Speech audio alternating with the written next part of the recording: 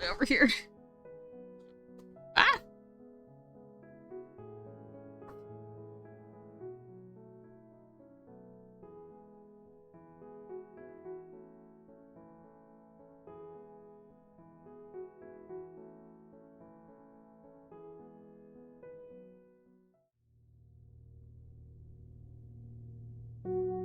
I'm realizing that you probably heard me like yell while I was like readjusting my chair.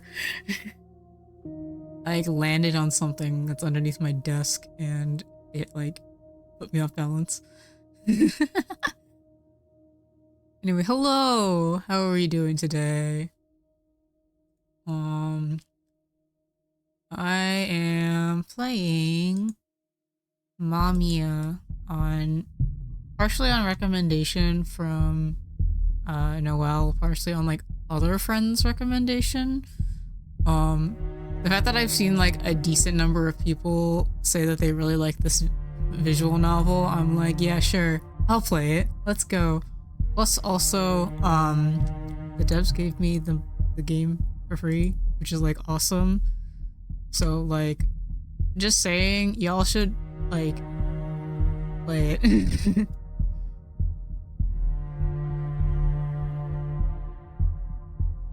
All right. You guys can get it from here. In the pinned.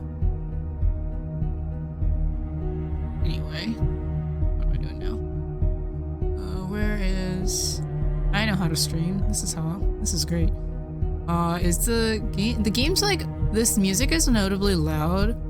I don't know if that's gonna like continue for the rest of the stream.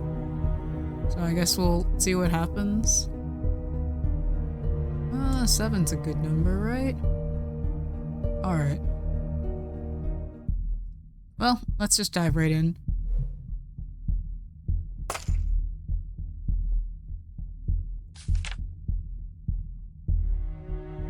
Alright. Natsume's funeral.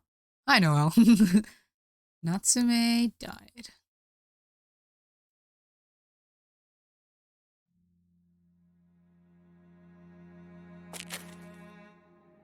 Did someone pass away? Yes, they're holding a funeral for a boy called Natsume. Oh, that is really loud. Hold on.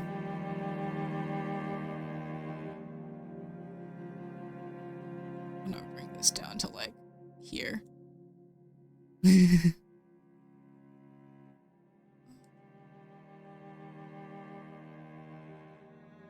Natsume? Well, I think I might have known him. Oh? Really?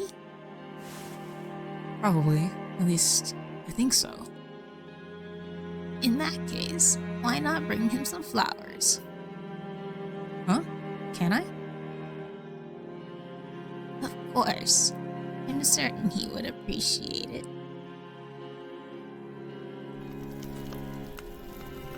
The era was tiring us to the bone. Solitude that none could relate to was more agonizing than simply trying to live. The emptiness would become hunger, and if the flower you wished for didn't exist anywhere in the world.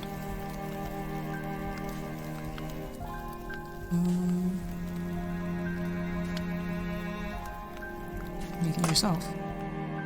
You had no choice but to make it yourself. If the thing I want doesn't exist, I have no other choice, do I? Man, if only my daily life was more exciting.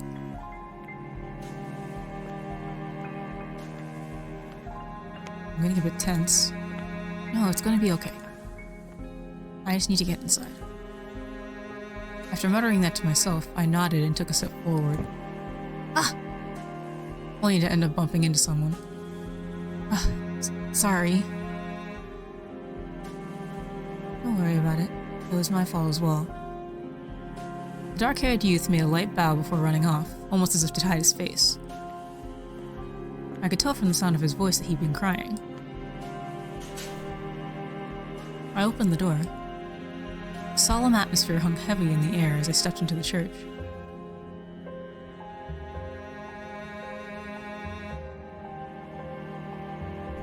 Natsume.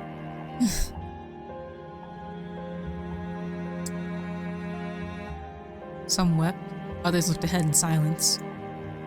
Were they all reminiscing about the time they'd spent with him? I hope they are. This had to be said. Something that was dear to us. Had been there since the moment we were born. It was devotion that could shine even within the snow, as well as joy that breathes wonder into the naked heart. And we...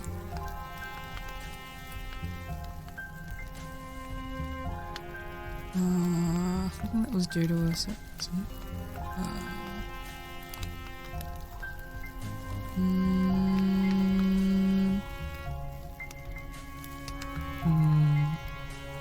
Shared it with others. I mean, it's a waste to keep it to myself.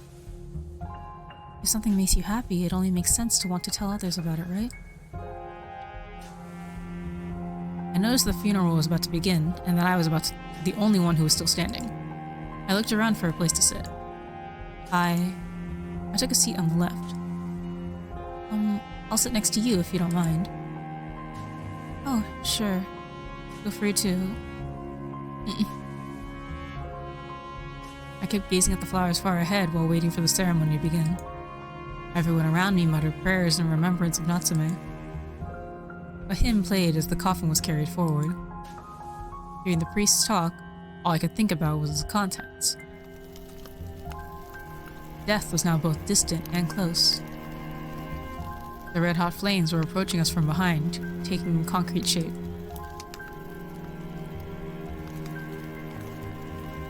I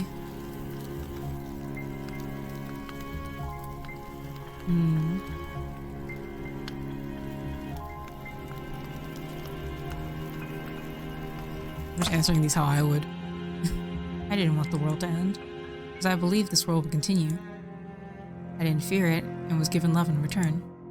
It doesn't matter if the future is mired only in deceit.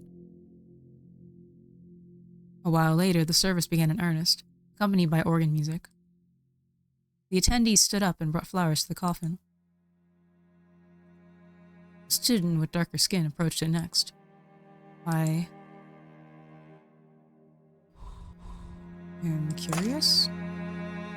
I found myself somewhat curious about him. I decided to follow him with my gaze. The dark-skinned student took some of the gathered white flowers and approached the coffin. His amber eyes were directed right at it. I could see the strength of his will reflected in them. His graceful fingers didn't tremble one bit. As he placed his flowers, his slightly parted lips, almost like he was about to say something. In the end, all he did was furrow his brow and close his eyes, before ultimately returning to his seat. A black-haired student with a mole under his eye walked toward the coffin. I'm curious.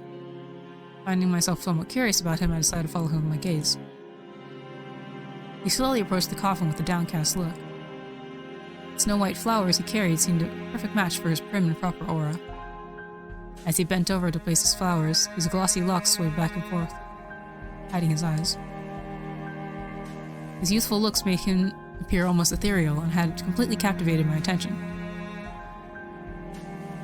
He then slowly stood up and returned to his seat with his head hanging even lower than before.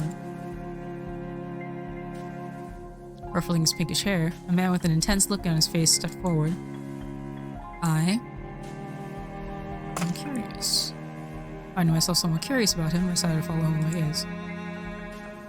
He approached the coffin with a rough, unsteady gait, but the way he took the white flowers was anything but that. You're right, he does look like Tora out! This is like I7, because I know that there's a character in here that looks like Yamato. This one looks like Toro. The guy before this looked like Iori.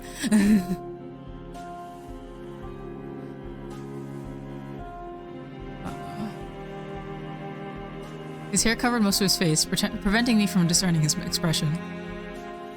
In contrast to his earlier demeanor, there was a certain melancholy in the way he placed down his flowers. I was left in awe by that strange, uncanny imbalance. Whenever I see this, because I've seen, like, I didn't really watch a lot of Noel's playthrough. I know he played it, like, a year ago.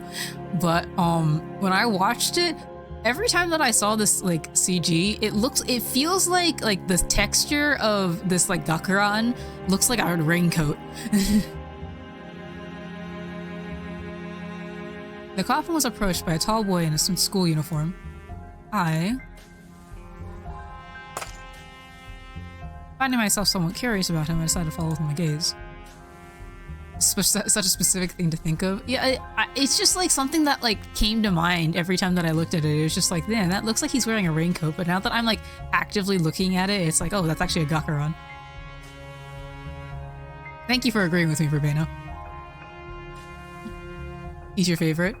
Good to know. Also, this is like visually speaking, this is Tamaki. Since we're going through the I7 cast.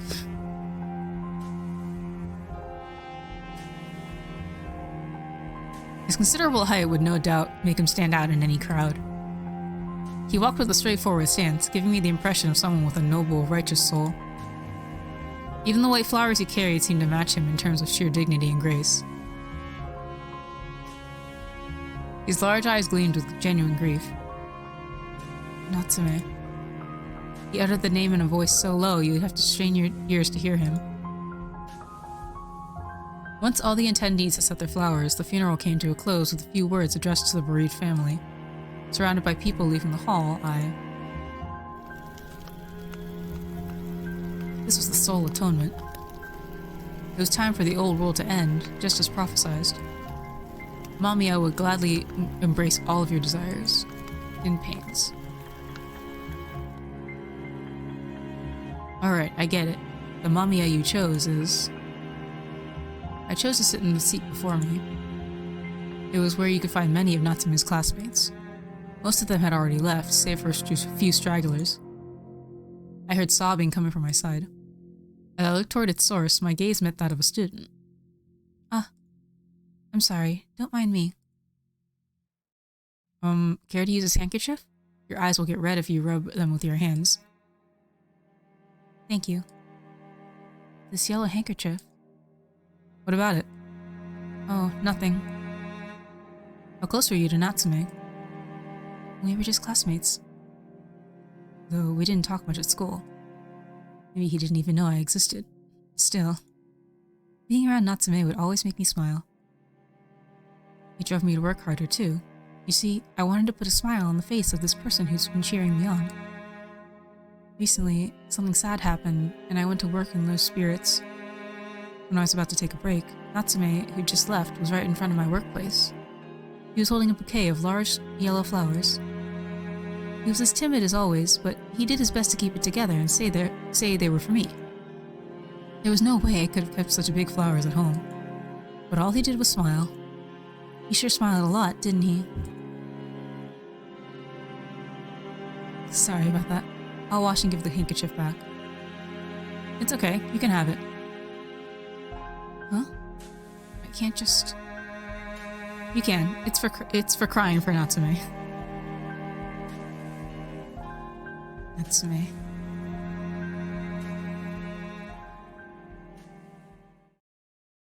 Music continued to flow, like a river never ending, roaring and cascading. I hate this river. On my way home from the funeral, I looked down at the river flowing below. Oh, that's his name. Hojo Minato. So unclean and cloudy, I can't see any color in it. And it's loud. It wasn't common for people to see me this annoyed. I let out a sigh and looked at the flowing surface. Even so, I just couldn't stomach it today. Natsume, why? He was such a nice guy. The funeral was over, but I still couldn't believe that he died. We'll never meet again, huh? I should have talked to him more. A message. Oh, an invitation to do karaoke on the weekend? Man, we just had a funeral for Natsume and everyone already stopped caring, huh? I didn't know what to say to this. Natsume really didn't seem to mean much to them. I can't quite gauge the narrator. I guess it'll become more clear soon. Like, at first I thought it was the blue-haired guy, and then for a second I thought that it was him. Yeah, I will see what happens, I guess. It probably has something to do with the story. Oh, I guess it could be a good distraction. Oh, thank you for the follow. Oh, let me move that.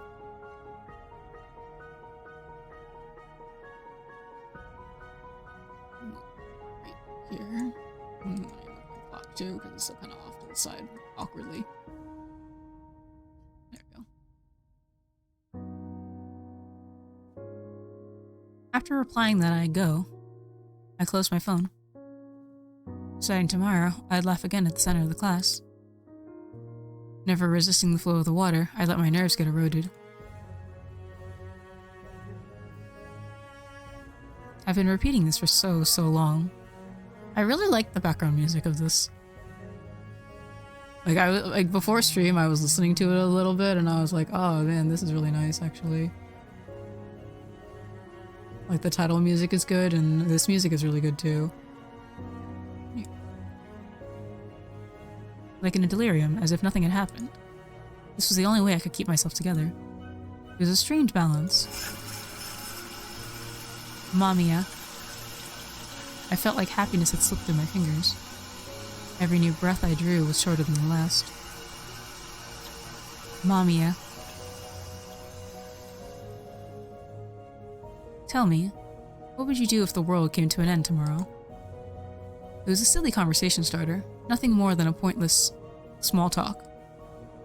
To make you appreciate your day just a tiny bit more. After all, no one had seen the world end yet. We had been repeating this for so long. There's something small and frail that we gave our all to protect. A soul that lost even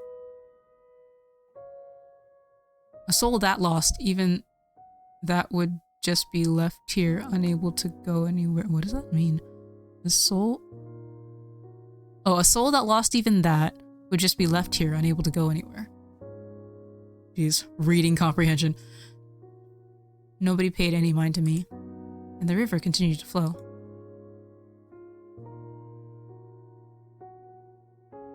Kenko-len presents. Scenario writer and art director Kokoro 10. MAMIYA, a shared illusion of the world's end.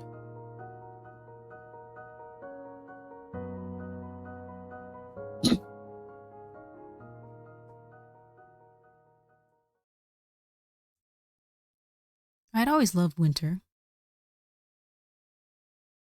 It was freezing cold and offered little in the way of colors or vegetation, but for some reason it reminded me of a song from that time, and it would always move me. I made a simple breakfast consisting of nothing but plain toast. The memo hadn't changed for 3 days now. I'm off. I proceeded to lock the door like I always did. When will they come back? And sighed as I looked at my old, worn-out key. If only I had someone to have meals with. The descending elevator stopped on the way down. See ya, Haruki! Shut it. Love ya. Me too.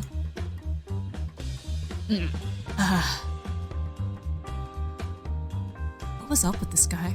Why would you French someone while getting in an elevator? I'm so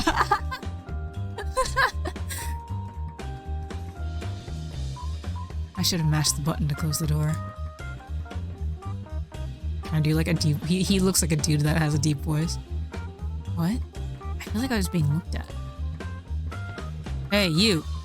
Ah! The moment he called out to me, I rushed out through the open door. That wasn't a good thing to see first thing in the morning. As irritation made me walk faster, someone messaged me.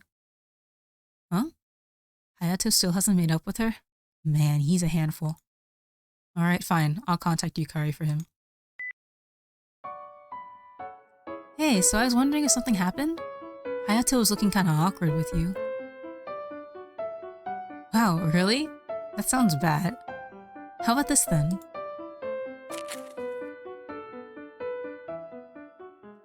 Tojo! Oh, Hayato, what's up? Did you manage to patch things up with her? Yeah, I did. What did you even do? Some kind of magic? I guess you could say that. This ain't much for Big M. So it's such a in English that's so lame. I wonder what that was. Wait, what was that in like Japanese? Out of curiosity, I wonder. Can I switch that?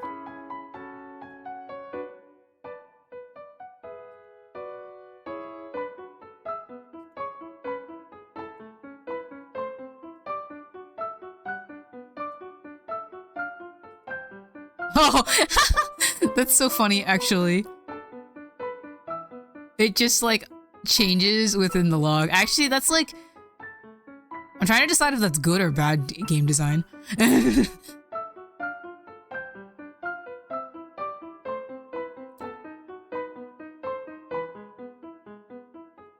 Yeah, I don't think it was thought about. That's an interesting, like, I'm kind of interested in how that was coded, actually. It's kind of neat.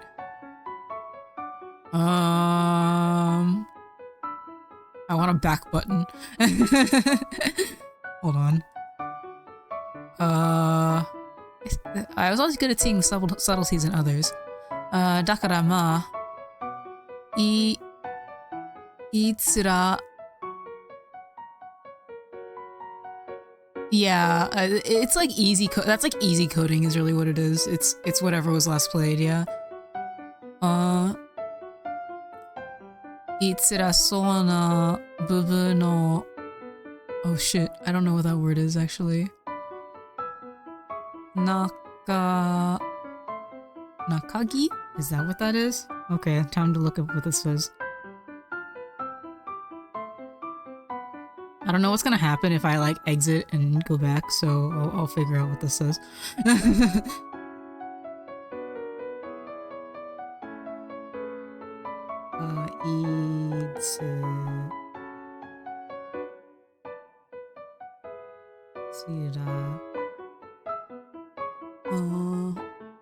Wait, it's two E's. Where is it?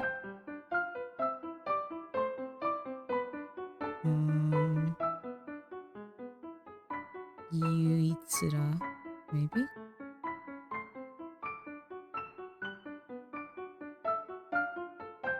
Okay, so it seems like it's some like difficult to say.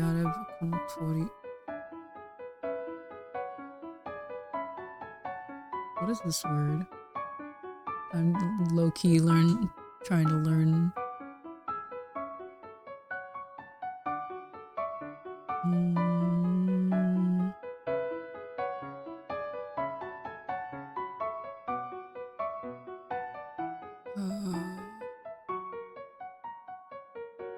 Two, three, four, five. Oh, thank you for the follow. While I'm looking up Japanese words.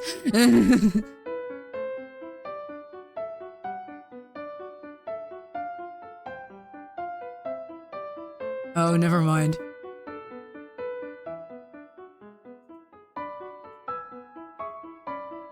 Gotta love the bots. Thank you, Noel.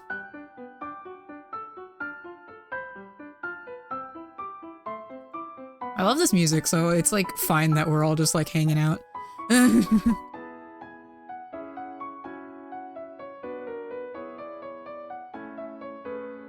pretty sure that that's the word for Seigi? Or like the gi and Seigi. Okay. Because the first part is, it's hard to say. And then...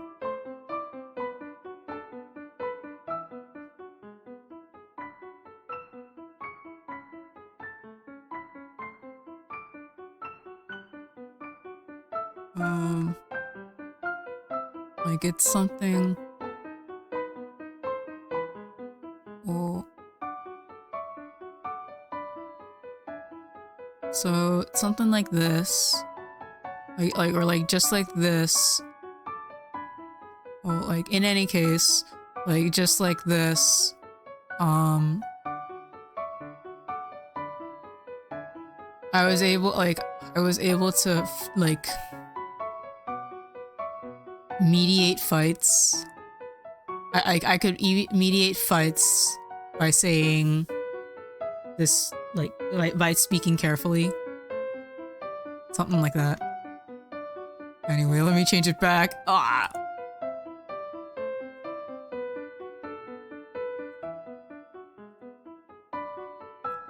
This is a wonderful class where everyone got along. I liked it a lot. Kikuchiryo. His, like, sharp eyes are like Ryo from I-7 too.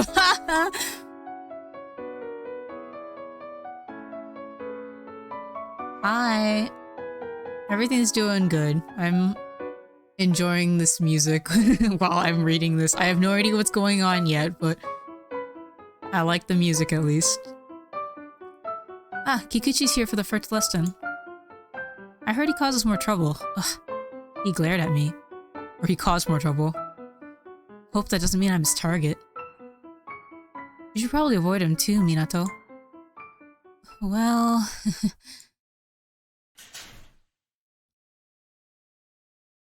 Imagine that. You starting something with them. You don't even remember their names, do you? Are they childhood friends?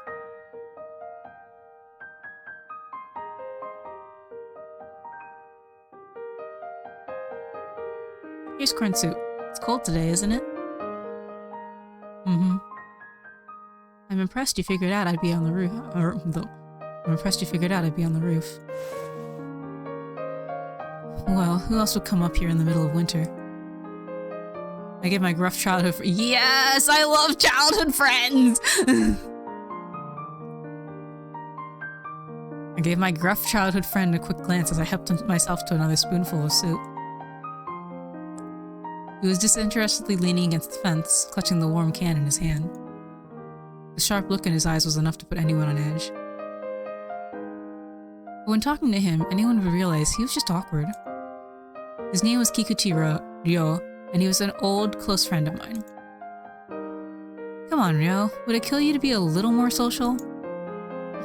No thanks. It sounds like too much of a hassle anyway. You know, I'm sometimes envious of how you never feel the need to suck up to anyone. I like that about you. Honestly, I'm terrified to even imagine what it'd be like if someone hated me. That's because you've got lots of friends, unlike me. Hmm? Ryo gazed at the sky in silence. You should be proud of that. Thanks.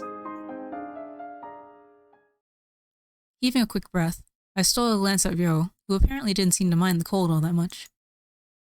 Want to head back in? Sure.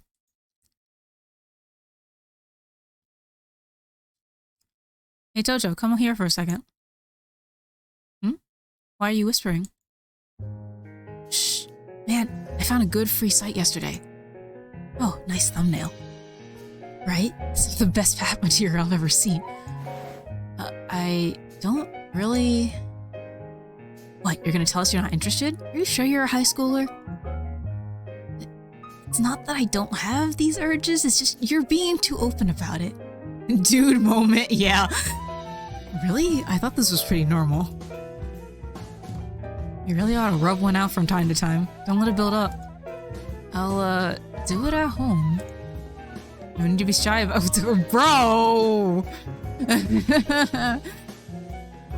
Why did dudes do that? I remember, I never, like, experienced this myself, but, like, I distinctly remember a story in my middle school where, like, there was this one, like, really awkward, he was like a really short, like, gremlin-like dude, and, like, somebody said that there was, like, a rumor, I don't even know if it actually happened, but I would almost believe it with this guy, and he, like, one of my friends was sitting next to him in, like, a science class, and he was just, like,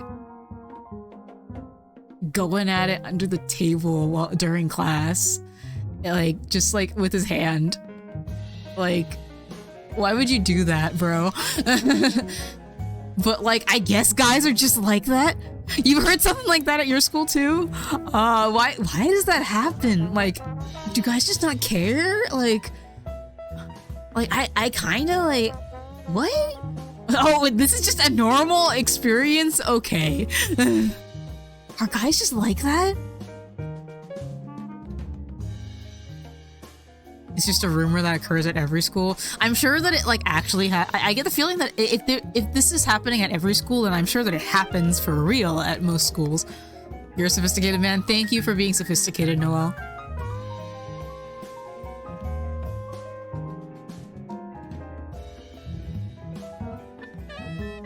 I'm having water. Okay, anyway.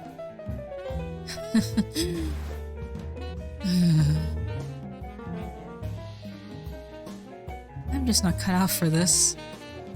Teenagers are stupid and oblivious, that's true. Bet Rio wouldn't talk about these things. I better find him and have him cheer me up. No one's here. Wait, didn't he say that he has a part-time job today? Right.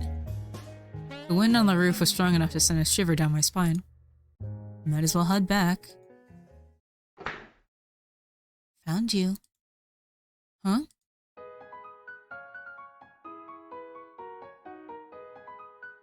Oh, what the hell is this?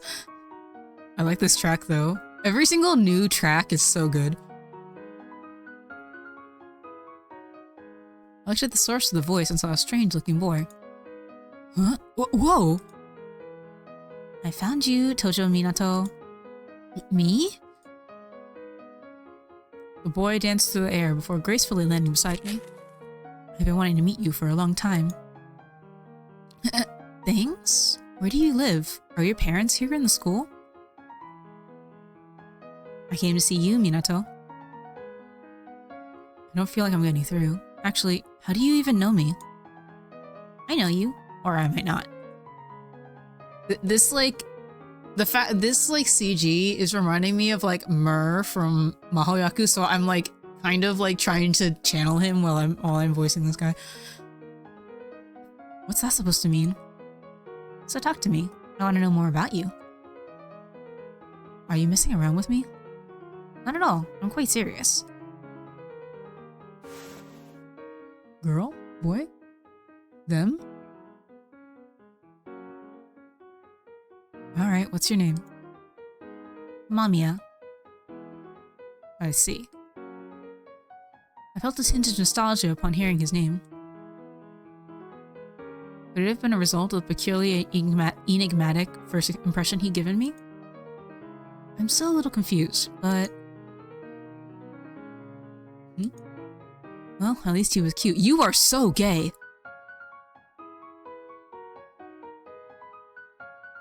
Nice to meet you, MAMIYA. Wait. Huh? He said he wanted to know more about me, but now he's gone. Well, whatever, I'm leaving. The moment I went outside, I realized something was off. A group of girls were whispering among each other. Hey, don't you think he's kind of handsome? He looks a bit intimidating, but... Hey, you think that bike is his? Tojo, do you know him? What? Ugh.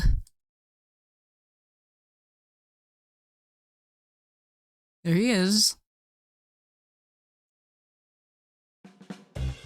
Huh? Our eyes met. Pink hair, earrings, a mod's coat. The man sounded a mocking snort while twirling a cigarette between his fingers. Upon noticing me, the man made a muffled, ridiculing chuckle. Hey there, we met in the elevator? I'm really sorry, but I happen to be in a hurry, so... Where's Natsume? Excuse me? I waited ages for him, but he was a no-show, so I came to pick him up. Anyway, where is he? No longer here. Alright, I'd forgotten. It's great that you remembered, but please leave. You're being a bother too. Then you come with me instead. Huh? Why me? Is he someone you know, Tojo?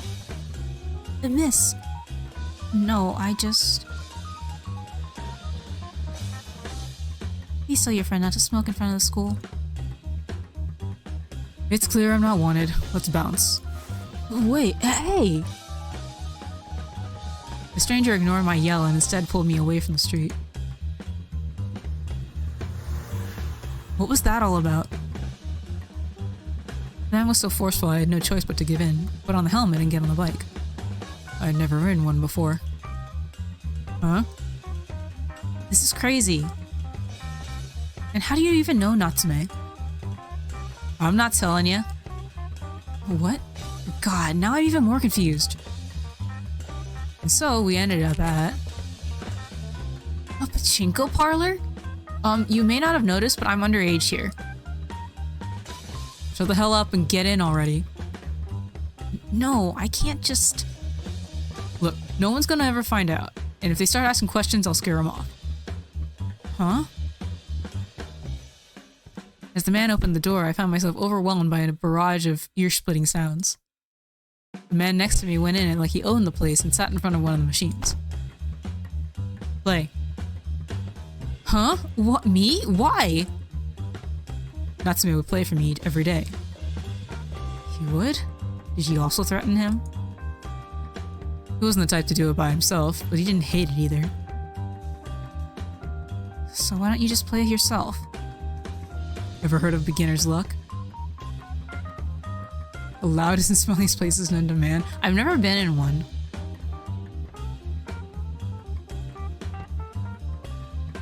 Well, there you go. Now that you know what this is all about, go ahead and pull that switch for me. I had no choice here. I just do some pachinko and this weird mods coat guy would let me go. What? It's moving so much. What's this about? Whoa! Don't stop, man! Keep on pulling! Huh? Yeah, just like that. Come on. Hell yeah! Huh? What? Imagine the volume of a concert, but it's pachinko machines and the scent is sitting in a room with multiple— Oh, I hate smokers. Today I accidentally, passed by somebody who was smoking and, I was, so far away from them, but I must have been downwind, but I caught, a gigantic whiff of smoke, and I'm just you know, I don't have any problem with people that choose to smoke, but it's just, I am highly uncomfortable whenever I'm near them because, it really makes me breathe badly.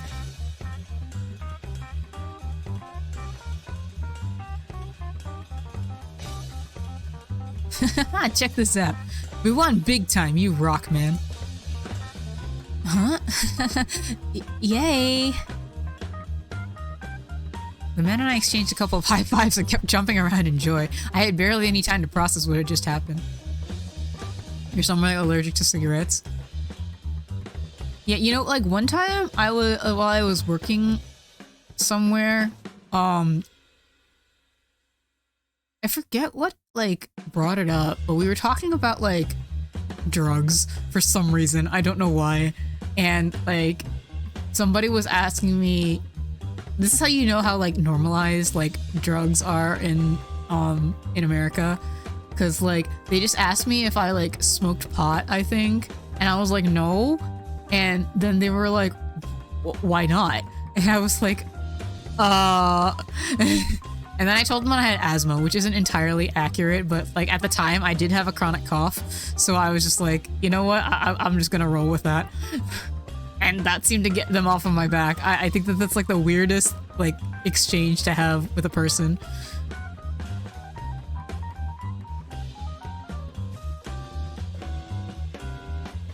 So what's your name, kid? Tojo. I'm Tojo. Tojo, gotcha. I'll make sure to remember it. Oh no. I planned for this to be a one-time thing. I'll be counting on you, Tojo. Ugh. After the incident at the pachinko parlor, the man offered to give me a ride home. Well, that's the least you could do. I'm not as bothered by pot, it's at least not as harmful, and there are no ways to partake of it that don't involve smoking it. That's true. Yeah, I like it. It smells better, but it still smells weird. Like at the very least, like it's not like a cloying like smoke. It just kind of like permeates throughout the air, you know? It's just a very strong smell. But it doesn't like get into your lungs and like make you want to die. I don't know. That's how I feel whenever I pass somebody who's smoking. like cigarettes. I think like the when I was when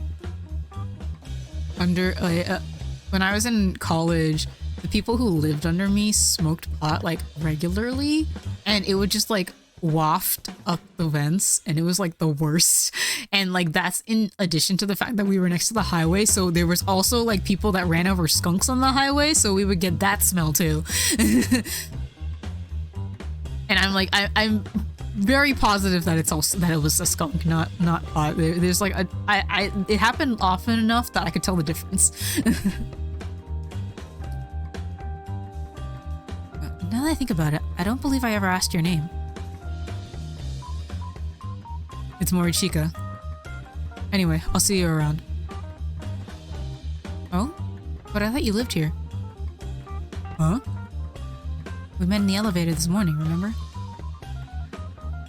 The woman I'm seeing lives here. That's all. Anyway, I'll see you around, Tojo.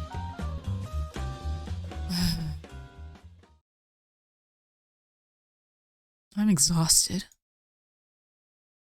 Welcome back. Whoa, where on earth did you come from? Are you troubled somehow? Like you wouldn't believe. I got dragged into a pachinko parlor by a guy I'd never met. I'll kill him. Oh my god. Yo, what? Kid like you shouldn't say stuff like that. I was serious though. Okay, I get it. Just don't. Ugh, you want to come in? Mamiya nodded. Sighing, I turned the key in the lock and headed inside.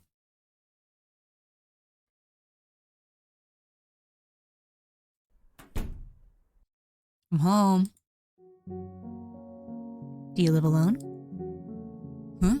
Oh no, I've been a latchkey kid for as long as I can remember. A latchkey kid? Yeah. My parents both work and come back late in the evening. Don't you feel lonely? Huh? Not at all. I would play a lot when I was in elementary, and I had after-school activities. I see. That's a relief to hear. Hmm? I mean, I'm glad you weren't lonely. You're a good kid, Mamiya. Well, it's because I love you. Thanks? Hold on a second. I need to... I'm cold. It's been so cold lately. I need another layer.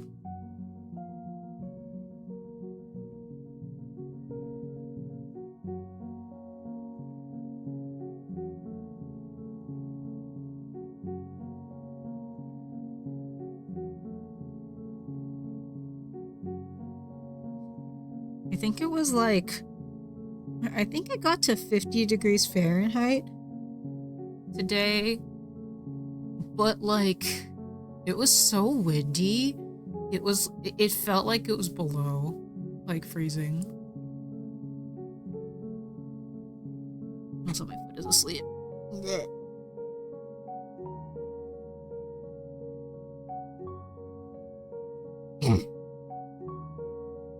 Huh? You won't be coming home tonight? Dad too? I see.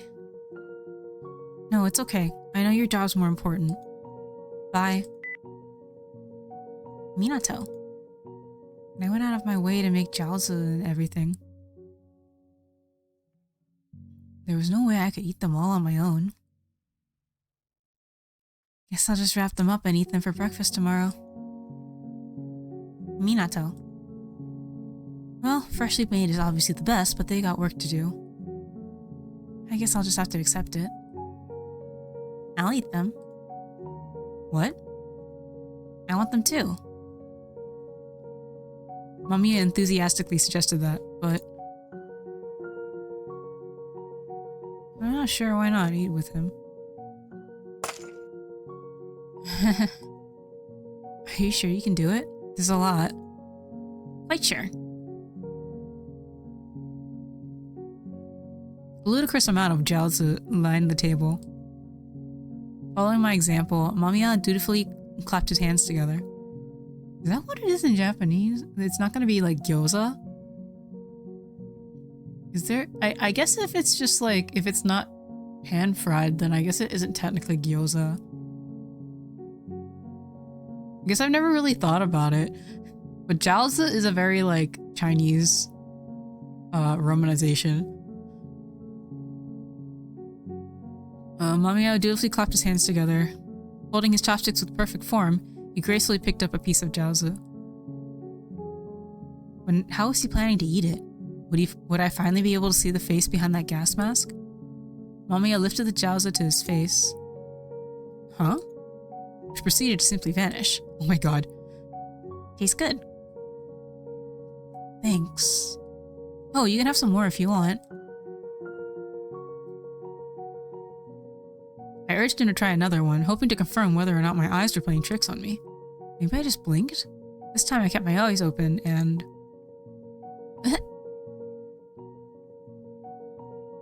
But just like last time, the jiaozi once again disappeared. I love jiaozi. One thing was for sure, MAMIYA continued to be an enigma. After eating my fill and stopping MAMIYA from joining me in the bath, I went and soaked myself. MAMIYA's existence is just like, it like just exists like here, and Minato just accepts it. Minato is like too easygoing actually.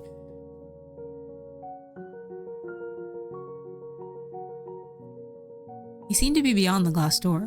His silhouette appeared on it like house cats. This feels nice. Nothing like a good bath. Are you not tired of living to the tune of others? Huh? Tired? But if I don't do that, I just can't stay calm. I'm not that strong, you know. I doubt I could handle taking on a color that stood out too much. I don't want to be different. It scares me. And I'd rather fake it than be scared. Basically, I can't be like my prideful childhood friend. I lay down in the bath and soaked myself to the neck. I'm scared of going against the flow by myself. If you're scared, I'll protect you. Hey, I told you not to enter the bath. I could sense it before, but MAMIYA, this entity, I was the only one who could see him, and he seemed to like me a whole lot. Hey. I like the upbeat, like, piano music.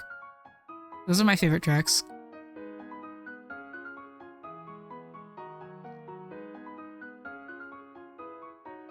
What are you, anyway? My name is MAMIYA.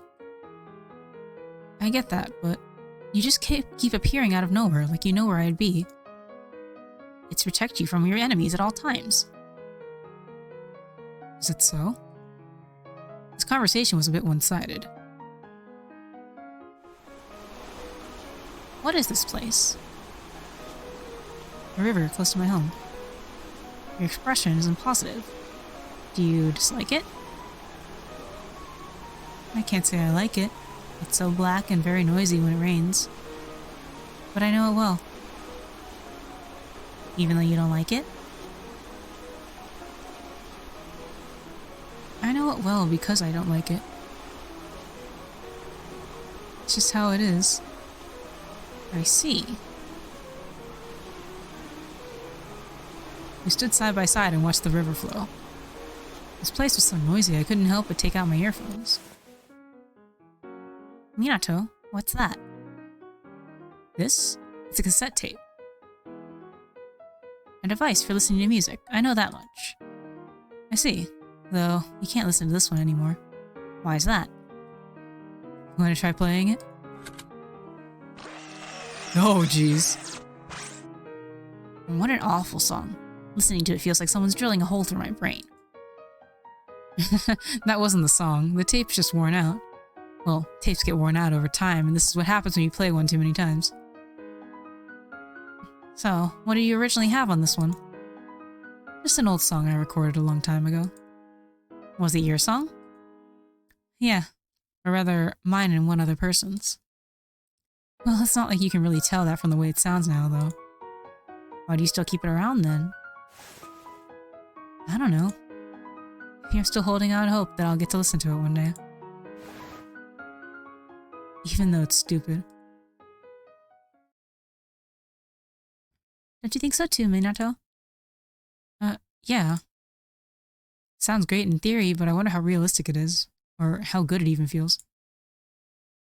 It's not about whether it feels good, it's about the image of getting your thing between some oh my god.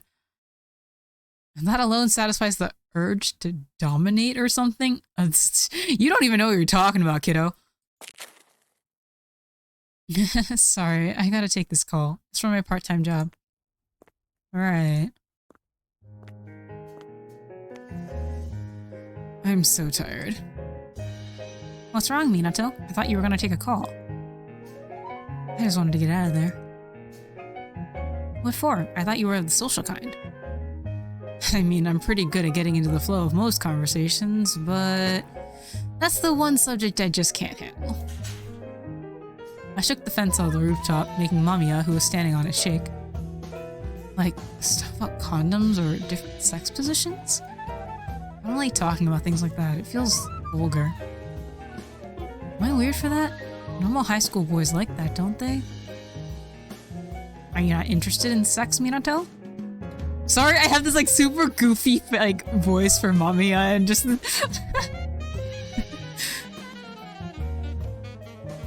Well, I am. I mean, I do like girls. I've even dated some. That's beside the point. I don't like it. Tojo, you free? Not right now. Alright then, let's go. Come on, I don't have time to waste on you. Look, Minato's being pulled away by that older guy. We should record it.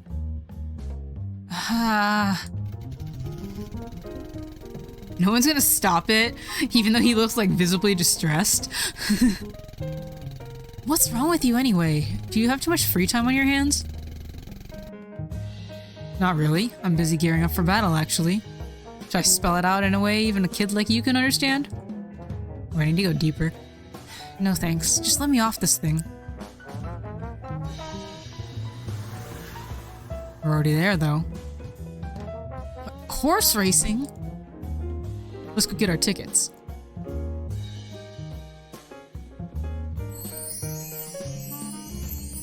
You're amazing, Tojo. I knew I could count on you. I'll never doubt beginner's luck again. High schoolers rule, man.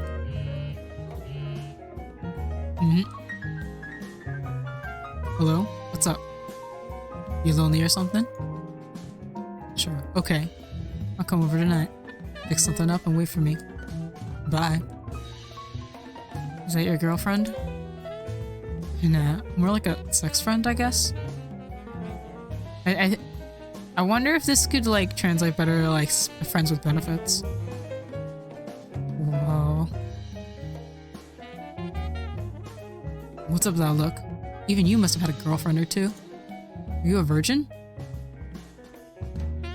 I'm not. Knew you were a playboy the moment I saw that pretty little face of yours. Want me to hook you up with some chicks? I have a few that are into cute. I don't need your help. Just get away from me already. Huh? Dude, calm down. Don't touch me. Hey, wait! Tojo! Come on, man! As Mr. Morichika grabbed hold of his stomach and collapsed, I left the venue. A familiar bike caught my eye while passing through the parking lot, but I didn't stop to look at it. I found myself surrounded by buildings I didn't know. I continued on with no particular goal in mind, hoping to eventually reach a station. God, I'm so pathetic. Hey, Tojo! You didn't have to come after me. Huh? I run all the way here and that's the attitude I get? Look, I told you not to touch me. Let's go grab something to eat. I know a good ramen joint nearby. Come. Will you let go of me already? 2 large tonkatsu ramen, please. I'm not serving you anything until you pay your tab, pal. Easy, dude. I got the cash right here. I really should be going home now. Hey, don't be like that. Come on, just eat. What's the word for it? I wasn't being considerate back there. Whoops. Switch out of the game. I think most high schoolers would have appreciated that conversation. It's just that I wonder how Natsume would have reacted. Why are you wondering about that? I briefly recalled how he used to be in class. He never stood out, but he didn't really blend into the crowd either. Perfectly neutral classmate, one who was no longer with us. Hey. 2 large servings of tonkatsu ramen coming right up. Go on, dig in before it gets cold. Alright. I didn't have much of an appetite, but ended up trying some of the noodles anyway out of sheer peer pressure. Pretty good stuff, huh? Mr. Morichika flashed a wide grin. Not saying anything back, I slurped the noodles and drank the soup. That was great. Thank you so much. Feel better yet? The words made me look to the side where I saw the eyes on his smiling face. Man, did I feel childish. You did like it, didn't you?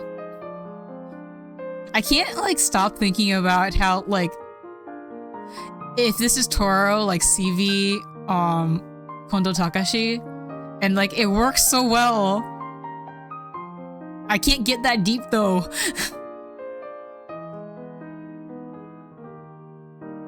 You did like it, didn't you? Good. We'll come here next time, too. Huh? Got a problem with that? No. I'm not mad anymore. The ramen was delicious. Okay. I never really talked to him about that kind of stuff. Not to me, I mean. Now I think about it, I don't actually remember what we used to talk about. Weren't you close friends, though? I mean, you did go to pachinko parlors together. Well, it's more like... Natsume was kind of just there. It felt natural to have him around, you know? But there was a feeling in the back of my mind telling me there was something off about him. I knew what he meant. I did talk to Natsume a bunch of times, but it was all idle chatter. He was like mist, intangible, impossible to grasp. He just was, like something to be taken for granted. Thank you, Mr. Morishika. I'll be fine on my own from here. Just Morishika's fine. What? But you're so much older than me. That's what Natsume called me too. Then, Morishika. Cool. After this exchange, I stopped being bothered whenever he came to the school gates. He always took me to gamble, but he then made up for it with a nice meal. I felt that he was kind of lonely.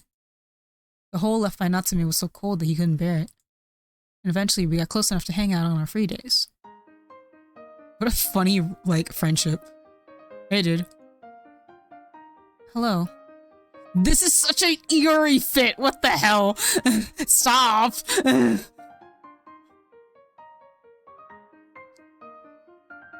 It's really cute though, I like this outfit. Nice blue.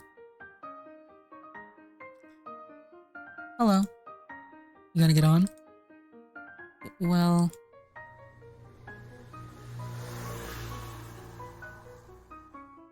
Morishika brought me somewhere other than a gambling parlor for a change. He stopped at a random park and sat down on a nearby bench, just enjoying the dry chill of the wind. The hell you got the sketchbook for? I have some homework to do for art class, so... Torao and Iori more likely than you think. I would love to see them together, actually. They like don't hang out. Like ever.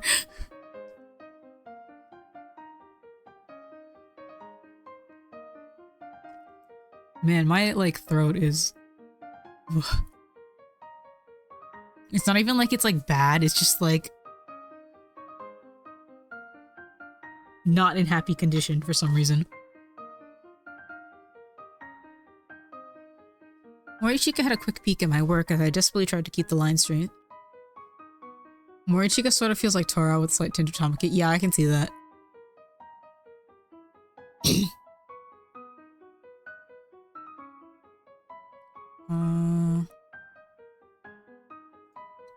Hey, don't look.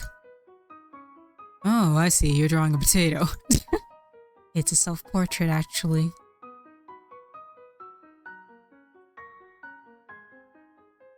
After a few moments of silence, Morichika burst into laughter. A self-portrait? This is a guy? That's an eye, not a sprout? Ow, my stomach. You're gonna kill me, damn it. Come on, you're being extremely rude, you know that? Sure, I may not be the best artist around, but I can't even look at it. Morichika crouched down, trying desperately to catch his breath. Punch him. Then you try it. You think you could do better?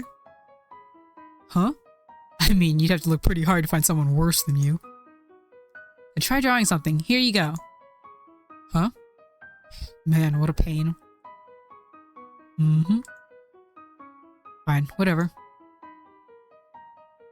Taking my sketchbook and pencil, Morichika started silently scribbling something on the page. I did my best to telegraph to him that I absolutely make fun of his drawing if it turned out to be worse than mine. He waved me away, indicating that I was getting in his way. Here you go. Okay, let's see if you're fit to critique the work of others. Look, I just scribbled some random crap. Don't expect you to be the Mona Lisa or anything. It's too late for modesty now. I'll make sure to... I stopped mid-sentence and I looked down at the page. See? Told you not to expect much. Morichika. What? This is amazing! Can you draw more? Huh? Why'd you never tell me that you were this talented? I really didn't think it's good enough to brag about. You think so?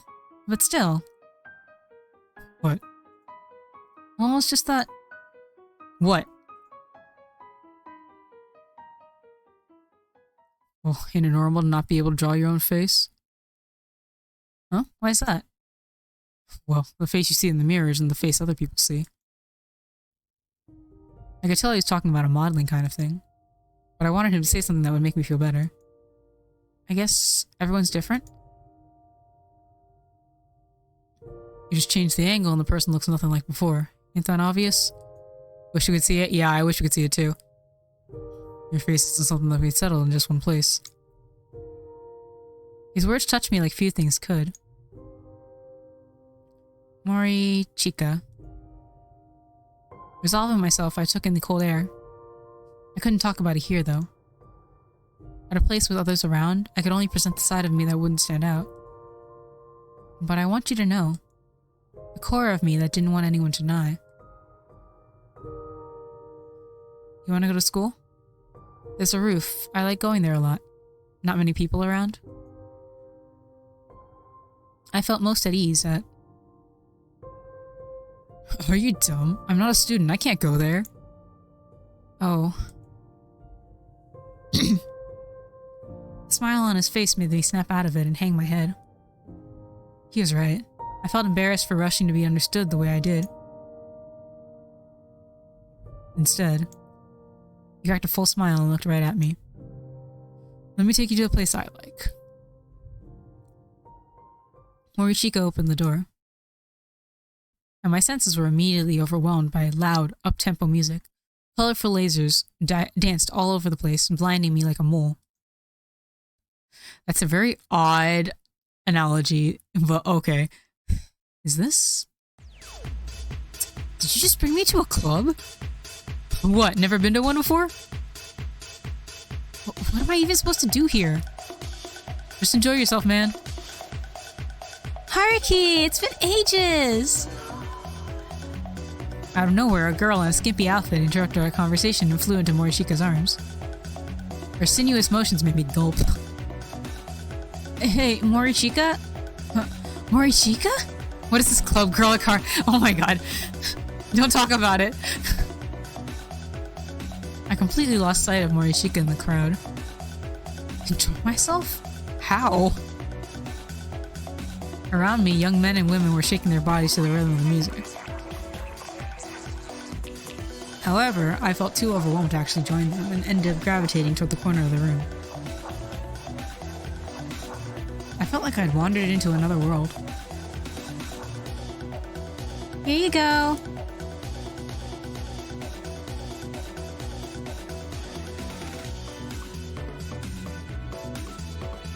Oh, thanks. She was offering me a paper cup. Taken in by her smile, I drew the cup to my lips. Is this alcohol? Of course it is. I'm underage. Me too. I'm 15, but everyone else is doing it, and besides, it tastes nice. The pink liquid was like a mild and sweet juice. Well, it does taste pretty good. Hearing me agree, the girl let out a chuckle. She then took a long, hard look at my face. Wow, you're pretty handsome. Bro is 15. Yeah. Huh? Really? Maybe it's just me, but her eyes looked kind of dewy. Pink and cyan colors illuminated her slender nape. You too.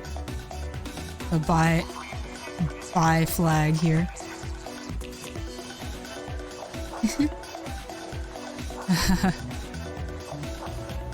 And just like that, a girl below my age ended up drawing me into the unknown world of adults. Her glossy lips pressed against the edge of her cup. And my heart skipped a beat as I watched the alcohol slowly trickle into her tiny mouth. What's your name? Minato? Minato? Wow, even your name sounds cool. Is this your first time here? What's the LGBT soul-searching experience in real time? Yeah. Yeah. A friend brought me along, but I have no idea what to do in here. Oh, that's easy. You just gotta go with the flow of the rhythm. And occasionally hit up a few strangers for a quick chat. Like you did with me? Well, aren't you having fun? Well, talking to you is pretty fun. You're so cute. Huh? Hey, wanna ditch this place and go somewhere else? Just the two of us? What? The girl pulled me out of the corner. As we made our way through the dancing crowd, I caught a brief glimpse of Morishika kissing that girl from earlier. As we stepped outside, I allowed my lungs to be filled by the chilly air of the streets. Compared to what it was inside the club, the difference was day and night. Hey, hold up a second. Minato. As the girl kept tugging on my arm, I ended up losing my balance. Before my brain could process what was happening, I felt something warm and heavy pressed down on me. An empty back alley. Dragged into some deserted alleyway, I ended up making out with a 15-year-old girl I didn't even know. The taste of the alcoholic drink I had earlier spread across my mouth. Hey. The alcohol had begun to do its job, and I felt my consciousness waver. A sudden, metallic sound jolted me back to reality. What are you doing? You don't want it? I mean, we've just met. I don't even know you. We'll have time for that later. The girl didn't stop. Stop. Time appeared to grind to a halt, and I blacked out. A familiar ceiling. Hands touching me. Unfamiliar emotions. Nausea. The sensation of alien flesh. Stop it. My body twisted and contorted by itself.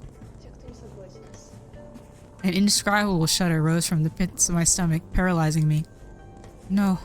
Someone. Minato! I looked up and saw MAMIYA looking down from the roof above. Seeing him finally brought me back to my senses. Minato? I'm sorry. I pushed the girl away and ran. You hear her call out my name. But I didn't stop. I continued running, not caring where I'd end up. It wasn't her fault. None of this was. I disagree. She sure was cute. Hell, she was just my type. And yet, Ugh. So pathetic. Bro, I don't think it's a bad thing for you to stop, like, having sex with the girl you just met. Like, if you're not into it, you're not into it, bro.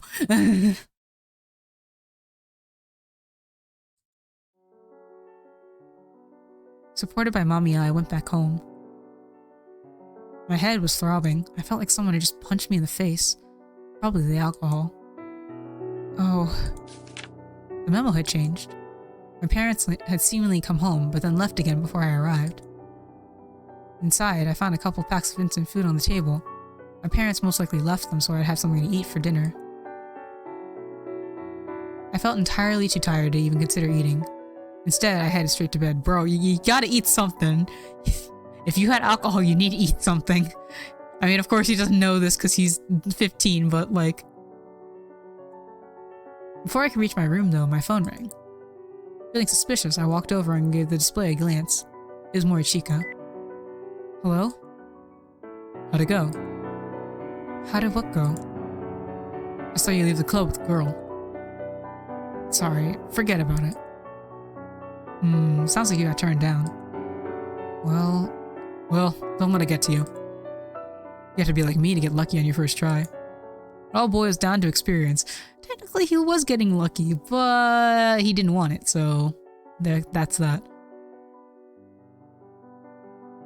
Don't take it too hard, kid. Instead, I was simply reminded of my own critical shortcomings. I gotta go. I need to go to bed. Wait, that was the wrong voice. Huh? Hey, wait.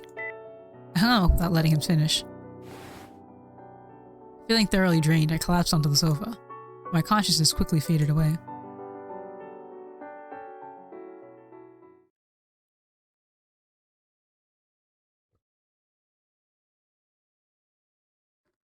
It doesn't feel like a lot of talking, but like, my throat is bothering me now.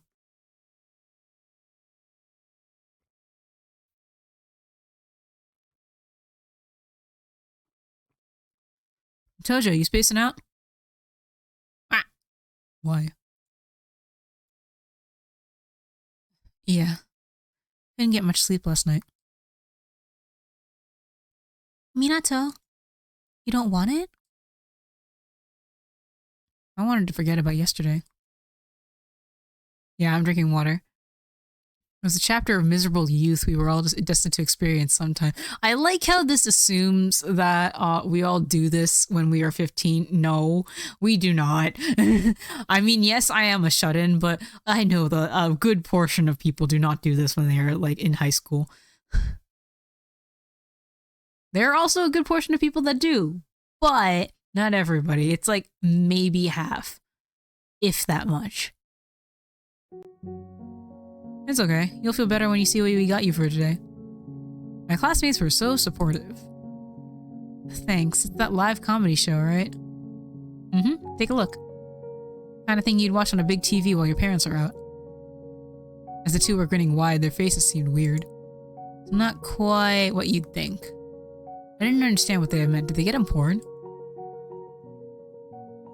The video they showed me displayed a lone woman. Huh? This doesn't seem like a stand-up show. I think that's important. Yeah. As I kept comparing what they were showing me and the package they brought, I found myself only more perplexed. The woman on the screen had taken off her clothes. You serious? Surprise! The two flashed innocent smirks. It's just for you, dude. Your friends really want for you to get laid, not realizing that you can get laid all on your own. Yeah, his challenge failed. Your friends are weird, bro. Your friends are like super, they're like, they like don't know you like at all is really what it is. I don't even want to call them hypersexual. They're just teenage boys, but they just don't know you and they are clearly not compatible with how you like your worldview. You didn't notice at the start, Tojo? You'd never seen porn before? I it's cool, it's cool. Some people bloom later than others. But in this world, there was air you could safely breathe, and air that was just plain toxic. Whoa. The woman on the screen had her mouth opened wide. I heard the sounds of colliding flesh, the vulgar dripping of fluids. Not bad, huh? Enough to make a late bloomer blush. Huh? Tojo? This face is so good, actually. Oh my god, this is vocals.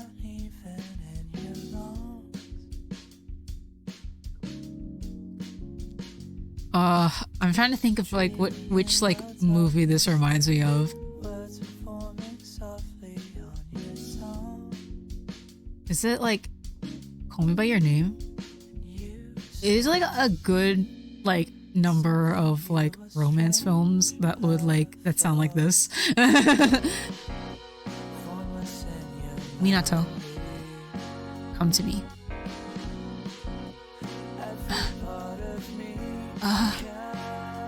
My breathing picked up speed and I felt a prickling pain behind my eyes.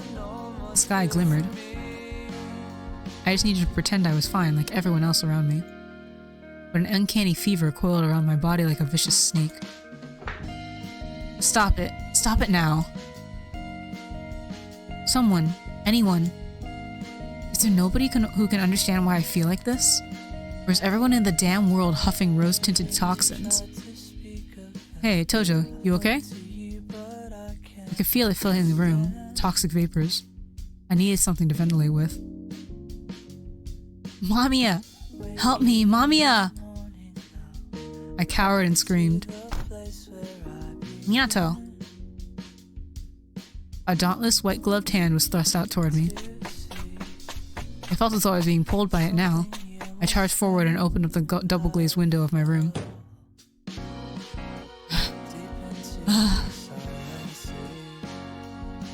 Listen, Minato. Breathe deep, breathe slow. I followed Mamiya's instructions, feeling the fresh air fill my lungs. I could breathe. I was okay.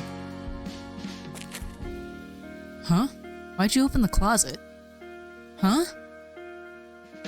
I turned around after my classmate's voice had snapped me back to reality. You just ran there and, well, what's with that? I just felt a little sick and... Feeling fabric against my hand, I looked down. I blinked.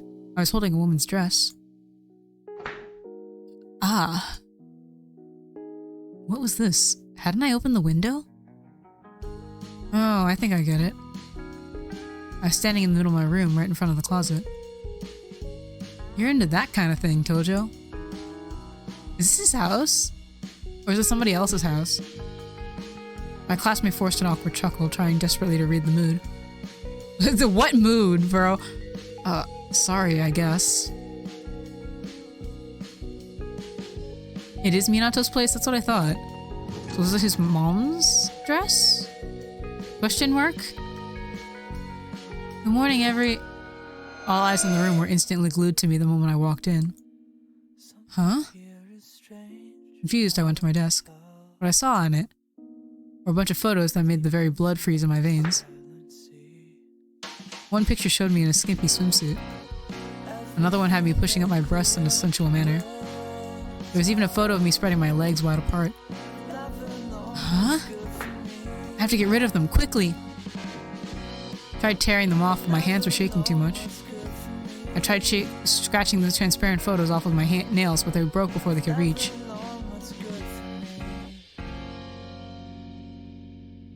The class went on uninterrupted, with all the other students remaining thoroughly indifferent to my desperate struggles. Then again, even if I did manage to get rid of the photos, there was no way I could actually pay attention to the teacher, not after this. The very thought of having to sit in one place for a whole hour without saying anything felt like borderline torture. Even in this very moment, there were people texting mean things about me. Others no doubt snickered as they watched me panic. They completely rejected everything that made me who I was. I'm not like the others.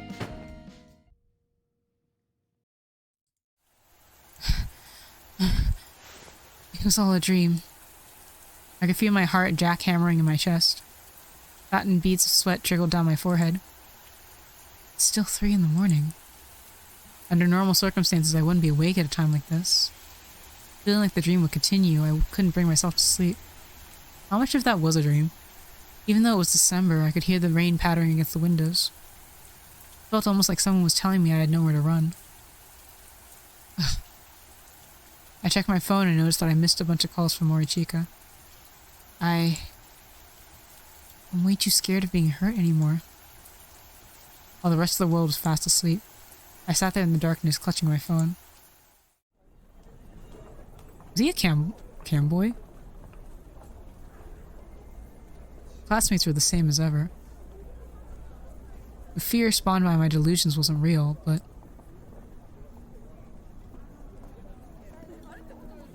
Hey Tojo, after school's out...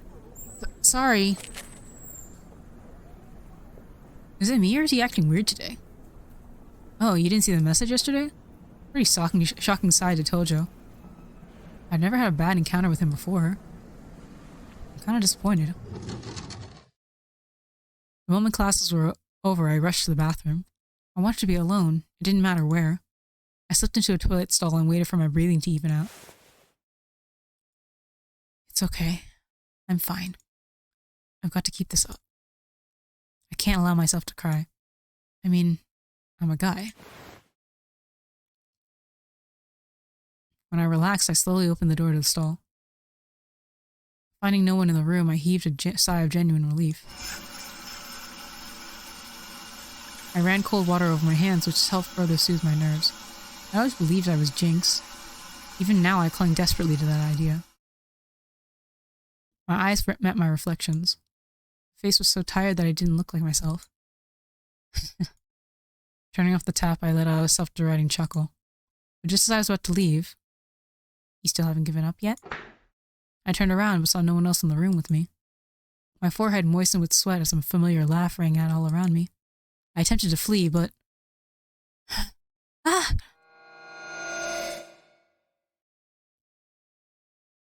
Who the fuck? Hey there, Minato. All of a sudden, my reflection leaned out of the mirror with a twisted smile. What? Why am I... You? Well, that's uncalled for. It's the other way around, Minato. You look like me. A strange being addressed me in a tone that sounded both masculine and feminine. Their voice filled my ears. Trans? Quote? Question mark? You're putting yourself in a half-assed position as usual. Even after all that's happened. I felt like I was drowning in some strange membrane. I was scared. No matter how much I tried to scream and cry, the waves drowned everything out. I was scared, terrified beyond words. You're a man! Stop it! Minato! Yo? You okay? What do you mean? You were lying on the floor. Maybe it's a MAMIYA? I only ate convenience store food for a while, so maybe it's a nutrient deficiency. Minato. By the way, is Midori doing good? Did she grow any taller? She did. A little bit. They say girls grow up fast. She might get a boyfriend before you know it. Come on, don't give me that face. Anyway, I gotta go now. See you. Minato, hold on.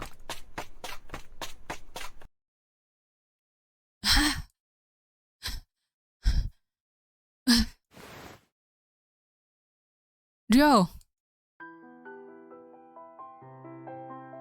The roof had yet to dry up after yesterday's heavy rainfall. I felt my cardigan absorb some moisture as I leaned against the fence. Couldn't reveal it to anyone. I didn't want to reveal any more of myself to other people. I'd only end up getting hurt. My lips were trembling and had grown purple from the cold, but that didn't stop me from touching them to the metal railing. My brain could no longer process anything in this cold. I can't take this anymore. My shoulders felt heavy. The air was torturously cold. And yet I couldn't muster the courage or the strength to move away.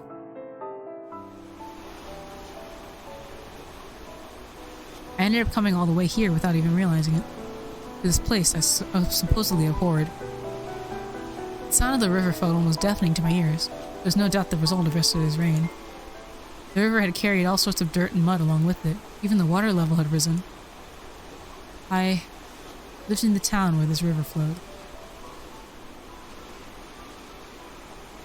Minato, you yourself must know this all along. Must have known this all along. They would not accept you as you truly are. I know that. That's why I always tried to play along. I let out a shout without realizing it, but MAMIYA showed no fear and came closer. The dirty river was flowing still. Do you fear that which has been fully blended?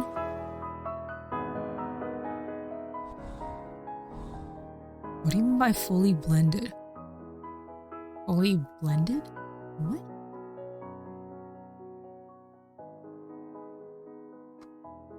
Okay, my genuine confusion. What do you mean? Is it about this river I hate, or what do you think? Come on, stop that. I don't get all this complicated stuff. Do not avoid this. MAMIYA grabbed my shoulder to prevent me from escaping. In that case, if you didn't have to be just a man. Straightforward words. This child had always been like this. Konoko. But I am a guy. From top to bottom? Wow. Well, I was born with this body. And what if you just stop being... What if you could stop being just a man, even though you have but one body? Well...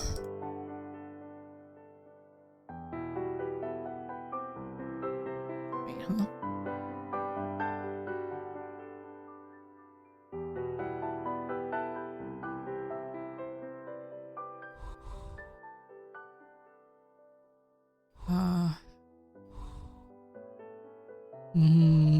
Which one? What if you could stop having... Stop being just a man, even though you have but one body? Sounds like a good future. Sounds like a good future, what I'm kind of jealous of. I'm not talking of the future, but the present. Give it 5 years or more and it may just be like that. But it's not now. It's the Heisei era. There aren't many people who can make such distinctions. You care so much about what others think? Does that also come from your body? Who knows? Silence continued for a while. Minato, you do not have to fear anything. I love you. I guess this love is supposed to calm me down. I get it. I went crazy and you're a delusion I created. Love from a delusion that just makes me feel empty. I am no delusion. Yes, you are. No, I am not. I love you and would do anything for your sake. Those words made the blood rush to my head. You love me? You'd do anything for me?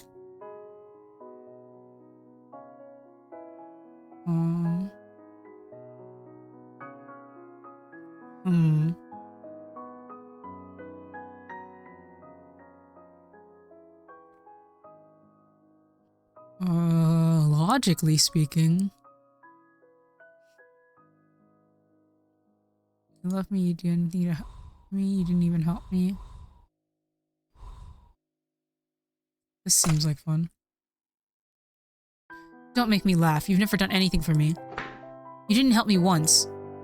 Minato. Try and fix this then. I took out the cassette tape. Let me listen to the song one more time. You can't do it, can you? It's all because you're convenient Very well. Eel. In exchange, promise to blend with me and become MAMIYA. Huh? What do you mean? Become you? There's no way I can. When it all blends together. He moves the conductor's baton. Something within the muddy stream began to move. It becomes indistinguishable. The walls of water met and cancelled out the unpleasant sound. There was now order and command. Was this MAMIYA's power? To make things that were hard to understand and unacceptable to the masses and elevate them to an art form? If you become one with this... The ever-approaching nightmare enveloped me as gently as cream. I tried taking a step back, but the fluid surrounding me made it impossible to move. I will fix the cassette tape. If everything stopped being so noisy, I would become one. If it can be without difference, if there's no need to compare, if I can become one sound among the masses just as I am, I gripped the cassette tape harder. I want to become one. I realized I was crying. The frail, small hands covered in white gloves moved. He was holding the conductor's baton. I heard light tapping on the cassette tape. Beep beep beep bop bud beep boo wow, what the fuck? It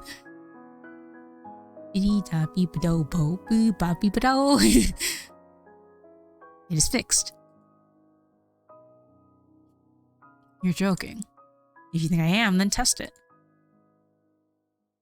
Took a deep breath and put the tape in the recorder. Not fully convinced, I put the earphones in my ears and pressed play. Huh? How? It's working. Mommy. My words were cut short. Slept in a while. When I opened my eyes, you were here again. With that killer smile, you never miss a line, except one. MAMIYA had pulled me into his embrace and begun gently stroking my back. The movement of his hand was precise and rhythmic, like that of a metronome, and then it hit me. I had once known this gentle warmth. MAMIYA. The river continued to flow, being as noisy as ever. I'm here for you. Dark clouds hung heavy in the sky. You can rely on me. Minato. No noise could reach me. I felt as if me and MAMIYA alone were right in this world. My heart was full of heavy feelings. What finally rose from the depths of my throat was a sob. MAMIYA continued rhythmically stroking my back. I love you. From the recorder, I heard a silent song. It was a song I casually recorded with someone I loved dearly a long time ago. He was good at music and had created this on the spot. The boy's soprano was sometimes accompanied by the low voice of a man. I wanted to hear this for so long. A cold winter's night, withered leaves falling behind the window. We stood on the sofa and sang into this familiar recorder. I wasn't that good at singing, so I was a bit bashful about it. But it still made me happy. I had fun.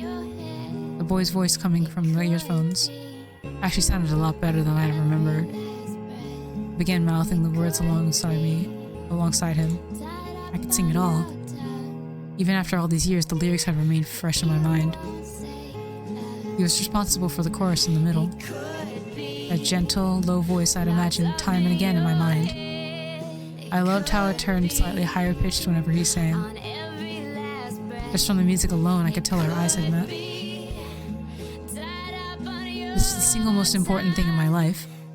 Something I would treasure till the day I died. Thank you, MAMIYA. Thank you so much. Like I said, I'm always with you. I will always be your ally. Standing in the middle of a bridge, we were locked in a tight embrace. After that, I ended up replaying the song more times than I could count. Calm down. Calm down. I keep on wanting to sing the fucking hamster song. When I open my eyes, Oh my god. we're here again. As soon as it ended, I rewound the tape and played it again from the beginning. Yeah, Minato is definitely okay. This is definitely the actions of an okay person. That magical cassette tape held my undivided attention. I was completely enraptured. I knew that if I stopped paying attention to it, I wouldn't be able to hold it together. It could be. Cute! Oh, you're going home already? Midori turned away from the 5 o'clock children's program to give me a brief look. On TV, a group of cheerful cartoon characters were singing a song. The memory of watching something similar during my childhood filled me with an odd sense of relief. I'm sorry, Midori. You should at least stay for dinner. I do appreciate the sentiment, but it's definitely hard to say no to, and it's definitely hard to say no to your cooking, but she's so sure her head barely makes it above the text box. Yeah, she's so tiny. I actually have something planned, so I see. See you later, Minato. You can come over whenever you feel like it. I think I low-key remember his story from when Noelle was playing it. I think, possibly, just because of the younger sister, but maybe I'm wrong. Thanks. You can come over whenever you feel like it. Thanks, Rio. And Midori too. You look so happy. Yeah, a smile suits him way better anyway. It makes me happy when he's happy. Me too, Midori. I'm back, MAMIYA. Welcome home, Minato. Give me just a moment, I'll fix up something for dinner right away. You literally just stepped through the door. At least take the time to catch your breath. No way, I want you to try my cooking as soon as possible.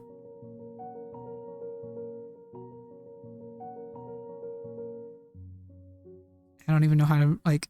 I kept my earphones on when I walked into the classroom. Made me indifferent to everyone's looks. Focus on the music and nothing else.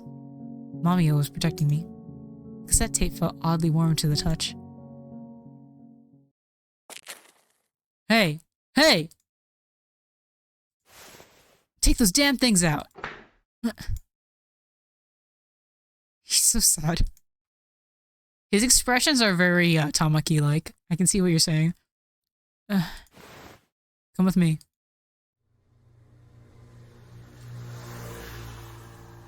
You can have this. Morichika gave me some warm cocoa. He kept one eye on me while gulping down his coffee.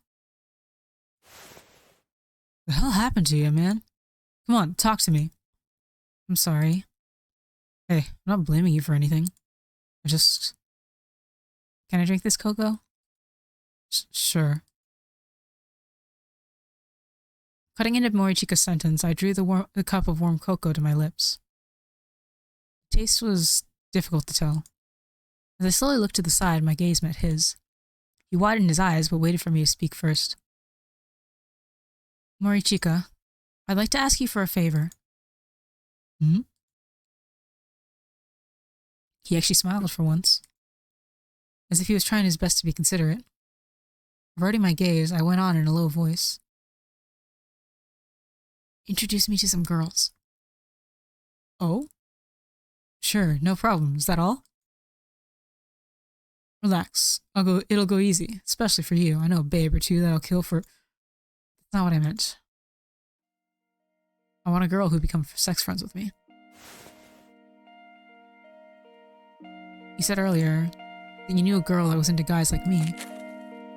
Hold up a second, Tojo. I mean, we'd just be fooling around, you know? Everyone does it these days. Sorry, man, I can't do it. Why? Because you're acting weird. Yeah, even Morishika's like, bro, this is not you, bro. That's how you know that he's a true friend. He gets it. He knows what what Minato is like. He's like, this ain't you. Like, it might be me, but it's not you.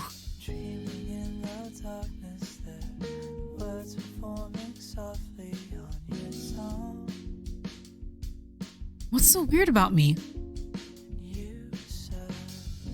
The rise of my voice startled a few nearby pigeons.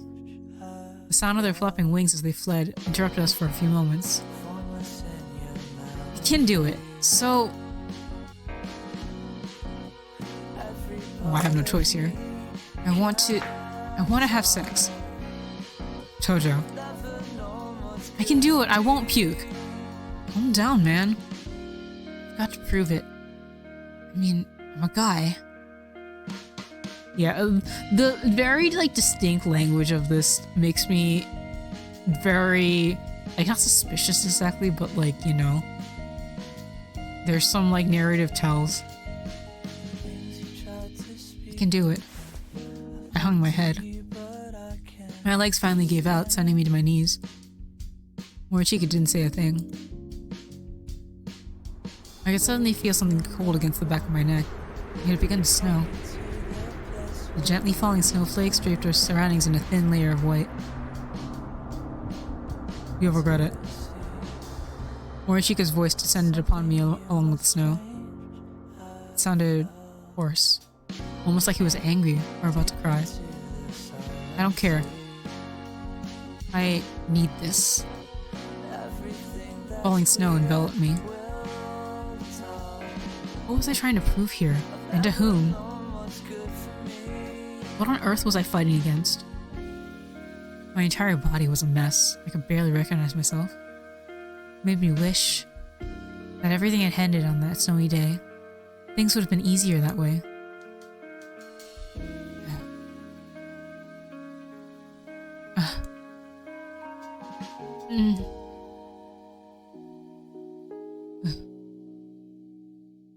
Ever since then, I cut off all contact with Morishika. I stopped answering his calls and even blocked him on my phone.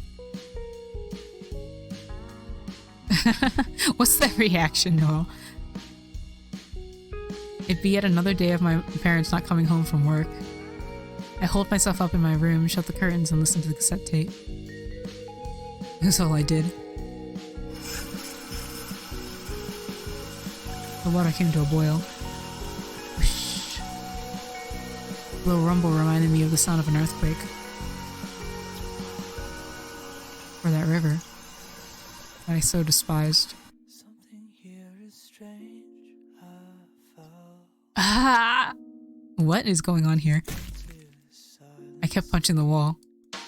Over and over again. My lips had long since lost all color from the amount of times I bit into them. You sure are good at noticing the things around you, aren't you? Do you think he's okay? No, I do not think he's okay. He is very much not okay.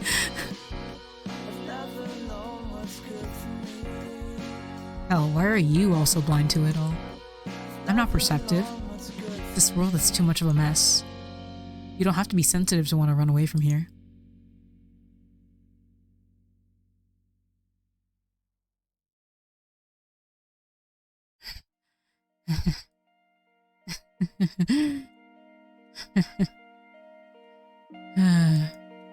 The hardness of the floor. What lay in the depths of the antlion's nest. The smell of dead fish. A place where my heart could finally feel at peace. I felt sleepy. Nothing had changed. I couldn't remember my mother's scent or my dad's height anymore. Hey. I did it. I finally did it. This should be enough, right? Listen to me, jeez. I kept repeating it. I muttered it to myself, almost like in a state of delirium, as if nothing had happened. I knew I'd fall apart otherwise. I would no longer be able to maintain this delicate balance. I couldn't protect that simple, mundane love. I couldn't protect myself. Mamiya, tell me, what would you do if the world came to an end tomorrow? It was a silly conversation starter. Nothing more than pointless small talk. Most would eat their favorite food, buy all the things they had ever wanted, or spend a usual day with their families. It was only meant to make you realize what truly mattered in life. To make you appreciate your day just a tiny bit more. After all, no one had seen the world end yet. The music continued to play, like a flowing river. I felt like happiness had slipped through my fingers. Every new breath I drew was shorter than the last. Mamiya? Yes? Are you there? I am. You really did stay by my side until the very end. You supported me when no one else did, just like you promised. Are you done? Just a little more. I want to listen to it for just a while longer. I filled up the bathtub while the song continued to play. I started humming it by instinct. I kept on repeating it over and over again. The tiny, delicate thing I tried desperately to protect. I don't like where this is going, yet having broken away from even that, my soul now lingered in a limbo with nowhere to go. The tape continued to play its joyful melody, from a time when you still couldn't tell if I was a boy or a girl. I wanted to meet that old self of mine one last time, and once I did, I'd feel content. Thank you, Mamiya. I am satisfied. I was boy enough, wasn't I? You were. You became what you had always wanted to be. I did. It's all fine then. Let us go now, Minato. To the infinite. How the fuck do you pronounce that? Bro, I was trying so hard. The vibes were good. Chichiliocosm. Wait, Chichiliocosm. Where Mamiya awaits. And so, with no one around to pay me even the slightest bit of attention, the river continued to flow, uninterrupted like it had done every day. Water time. Ugh.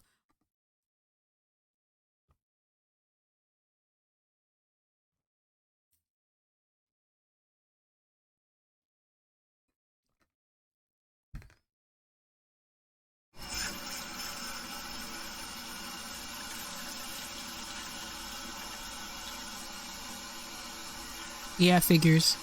I knew where this was going. So, trigger warnings! I didn't look at them for this game.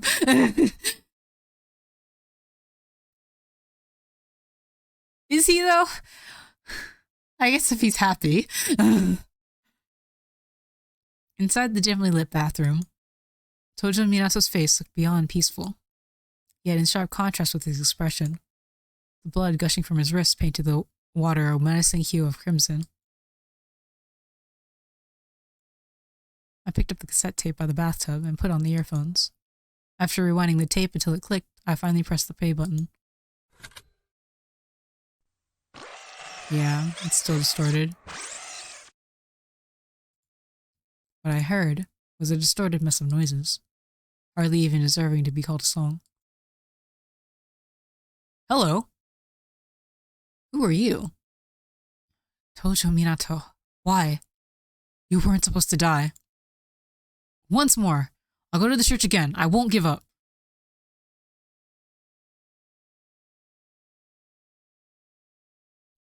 Oh, do I have to get a good ending in order to unlock the rest of these?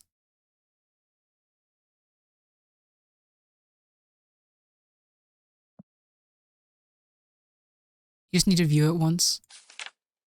Only one ending.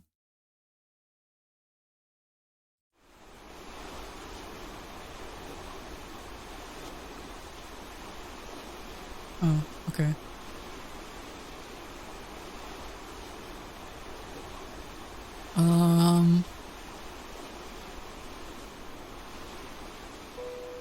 Okay, so then... Okay.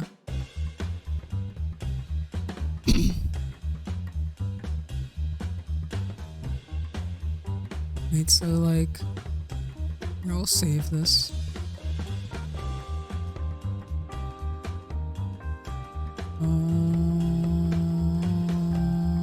This one. Idle.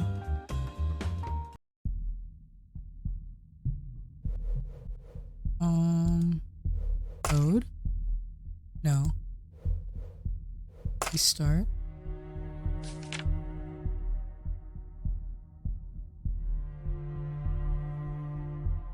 Do you get Miyato's problem? Yeah.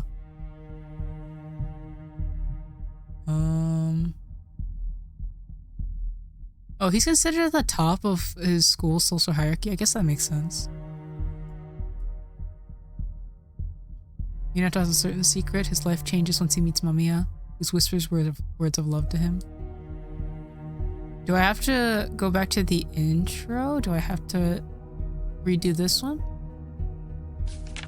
I guess that's... You go to church?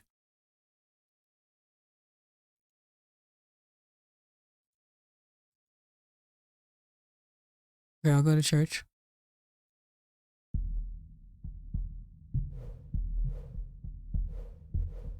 Restart.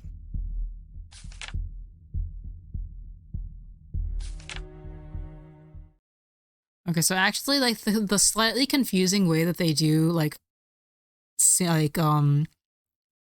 first person pronouns makes sense because of how everybody's supposed to come into Mamiya. Character choice is a little different now. Okay, I'm not gonna read the stuff that I've already read because also my voice is dying apparently. I'm here again. I don't want to see a tragedy like that ever again. I gotta find a way to prevent it. I got more time than last time too. I should be able to explore this church. After muttering that to myself, I nodded and took a step forward. Ah! Only to end up bumping into someone. Oh, sorry. You can just choose whoever interested you the most since you've met most of them through... Okay. Just focus on the person you want and ignore the rest. Alright, alright. The boy who appeared slightly shorter than me glared in my direction for what felt like a good few seconds. Was he upset? Overwhelmed by his piercing gaze, I felt a pang of guilt wash over me.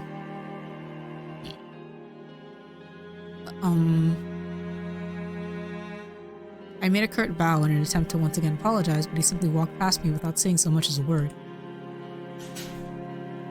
I opened the door. A solemn atmosphere hung heavy in the air as I stepped into the church.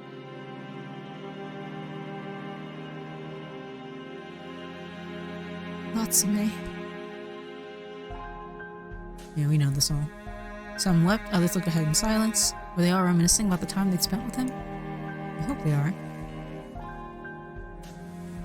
I noticed the funeral was about to begin, and that I was about to be the only one who was still standing.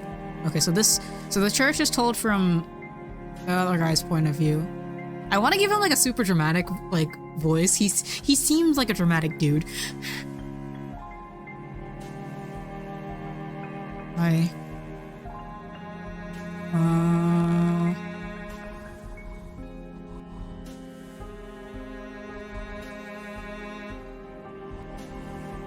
Sit close to the exit. I'll sit next to you if you don't mind. Oh, okay. That's fine.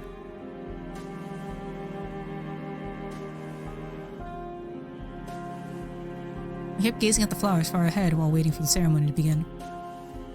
Everyone around me muttered prayers in remembrance of Natsume. Are you always forced to go through Minato's route first? Or is it just me looking at everybody?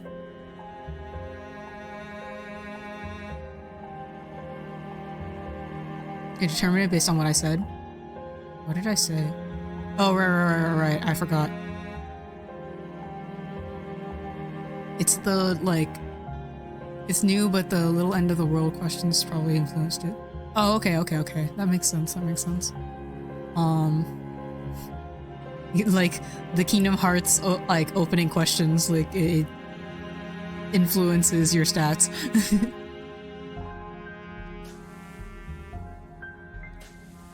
Oh, it's new? Okay, yeah, yeah.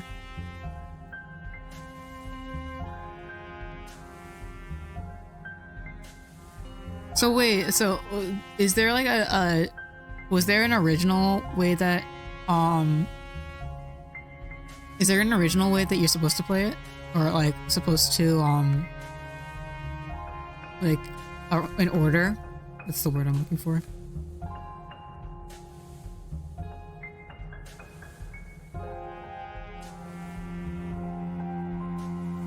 I jimmy my way through the seats and then I stare intently at the character art one. Oh, I see.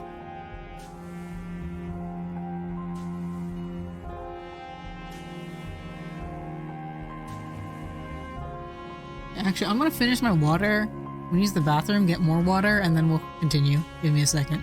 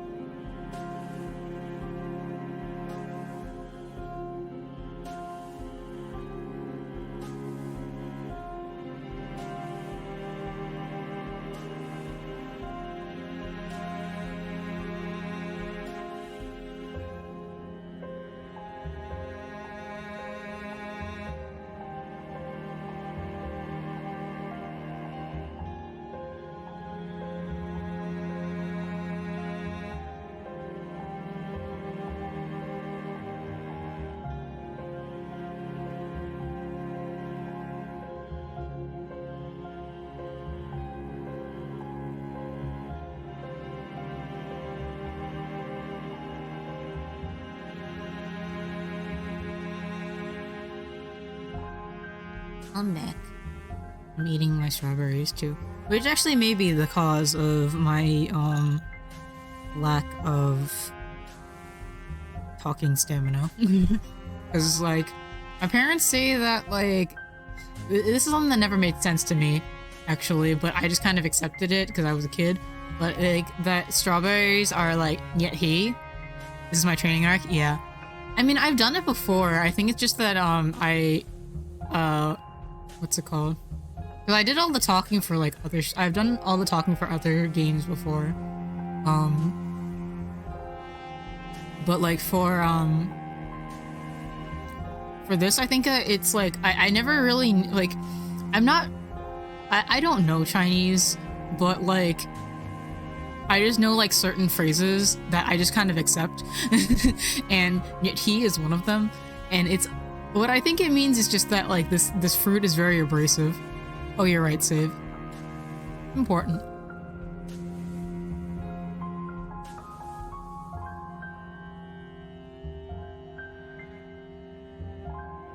When did I save this? Oh well, I'm just gonna overwrite it. It is what it is. I'm just gonna eat my strawberries and then we'll continue. How's everybody else's day going? Don't need to save unless you're closing the game. That makes sense.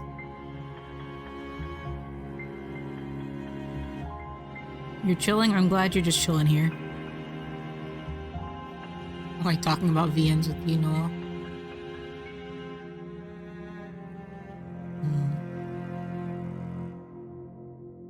Supposed to go to the office tomorrow, but I get to stay home again. That's nice. I wish that I could work from home. Also chilling. Play, Slay the Spire. Sounds like a good time. Just a chill Monday. All Mondays should be chill.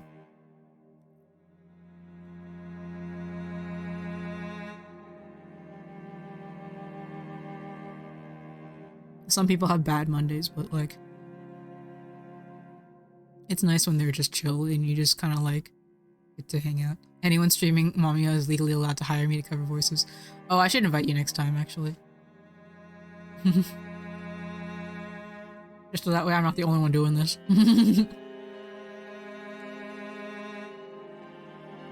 I think for first time I'll stick to doing it this way, but we can do more next time. MAMIYA discount.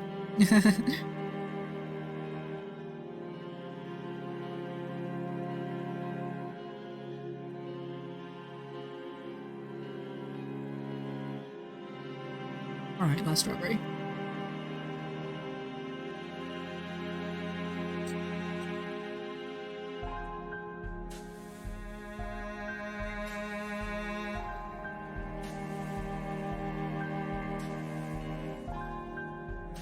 Alright.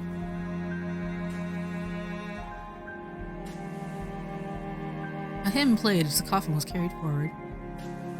Hearing the priest's talk, all I could think about was its contents. We know this stuff already.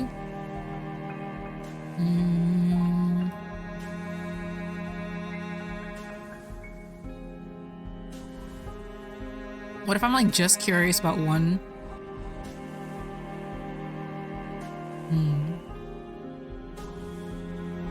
What happens if I'm gonna do I think nothing of it for all of them this time around.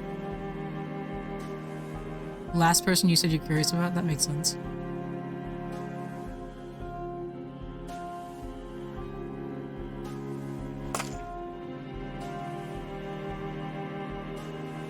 So you, whoever you like. Interesting. What happens if I say I'm not interested in any of them?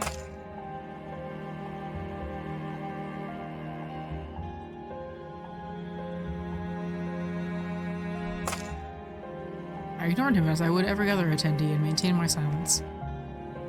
Once all the attendees had set their flowers, the funeral came to a close with a few words addressed to the bereaved family. Surrounded by people leaving the hall, This seems like a bad thing. Stay put. As I stood in place, I realized most of the people had already left. Save for a few stragglers. I could still turn back now. Should I really not talk to any of them? Would I really have no regrets? Do not stay put.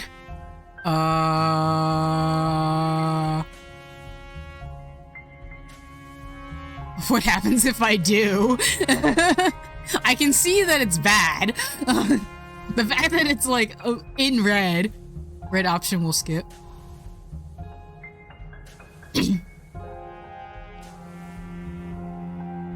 Call out to someone. All right. It's like it's spoilers. Oh, okay. I'll do that last then. I still feel like I hadn't done everything I could. I chose to wander and look around. Ah, I heard sobbing coming from my side. I looked around at the source. My gaze met that of a student. Oh, we're back here.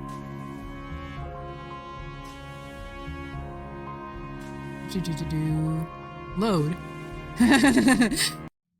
Alright. Oh, skip button for people who already seen it all. Alright, that makes sense. A while later, the service. Okay, yada yada yada. Okay, I am actually curious. Since we just did Minato, I feel like I need to do Ryo next. Finding myself somewhat curious about him. Okay. Dark-skinned student took some of the gathered white flowers and approached the coffin. His his graceful fingers didn't tremble one bit. As he placed his flowers, he slightly parted his lips, almost like he slightly parted his lips. I keep on reading that wrong, almost like he was about to say something. Rose, Jemmy's favorite. Udio, the bestie. Good to hear. In the end, all he did was furrow his brow and close his eyes. I like his design. I like the cat eyes. Before ultimately returning his. Okay, we're going to ignore everybody else.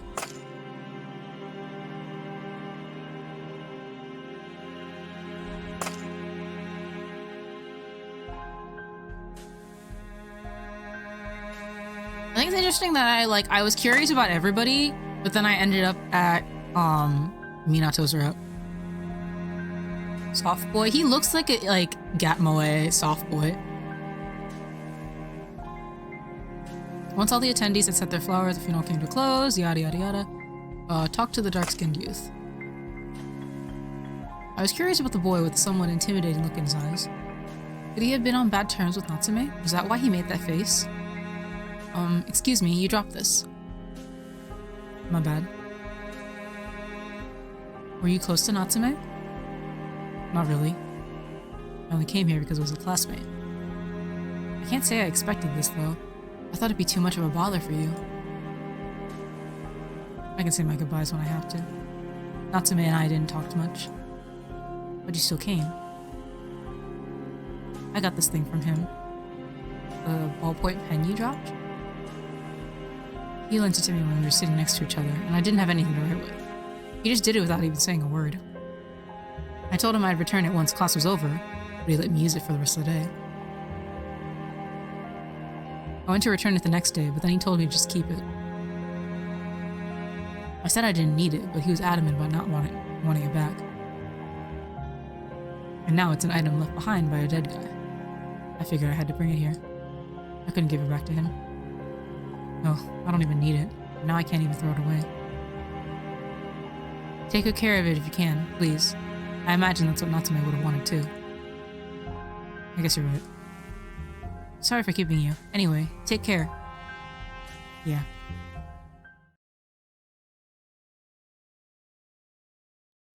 Do you know the goosebumps you get from touching another's blood? Do you know the vibrance of bending another's flesh? Do you know the refreshing feeling you get when you break another's mind and the hierarchy of strength is built? Are you in Fight Club? Do you know any of it? I rubbed off the mud on my face and looked at the stranger lying at my side. The dewy smell of morning persisted throughout the day. For a brief moment, the sun shone through the gap between the heavy clouds rolling above. Shit, I dirtied my uniform. The uncomfortable blazer I had almost never worn since buying it when I enrolled now had bloodstains on it. I twisted the faucet in the park and used the cold water to wipe my cuffs. I'd taken out the uniform because I had been contacted about the funeral. I was told I was supposed to come in there in school clothing. Natsume. I'd always thought that Natsume would always be there, just having a good time. A small part of me still thought that the funeral was just some kind of bad joke. My My right hand was still shaking from the lingering sensation of breaking a person's bone. I held it up to the sky as if to grab something invisible.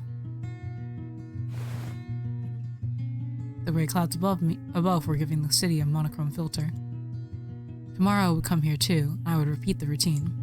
I could barely remember the last time I lived freely. I'm back. My home was where it had always been. The laundry was still drying, and the sink was full of dishes. I was kind of tired today. I didn't even change before dropping onto the sheets. It didn't matter to me if the world ended. My existence was entirely too minuscule for me to perceive matters of that scale. I had my hands full with protecting what was right in front of me.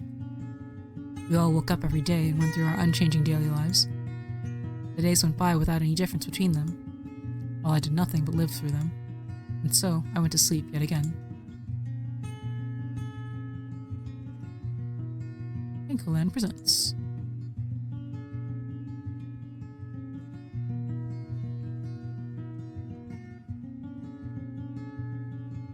Were those images the same or different? I can't remember from the beginning.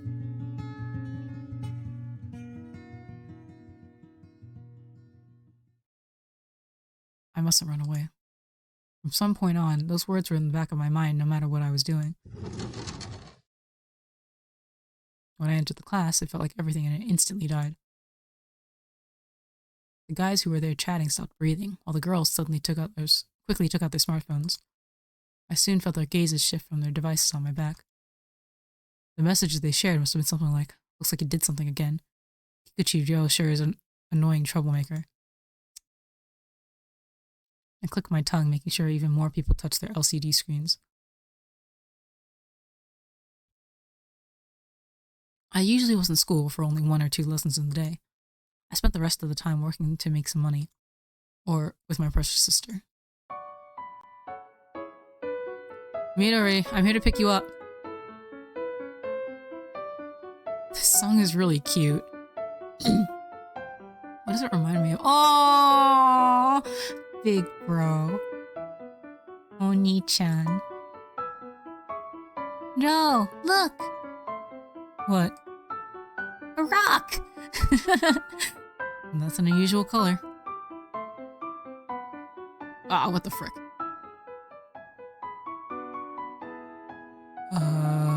Here's my thing. Yeah, it's pretty. Wait. It's pretty. Yeah. Midori was better at finding beautiful things than anybody else I knew. While everyone would overlook it or find it insignificant and plain, she would see its strengths. This 9-year-old girl would find these beautiful fragments of this world and share them with me. And that brought me more joy than anything else.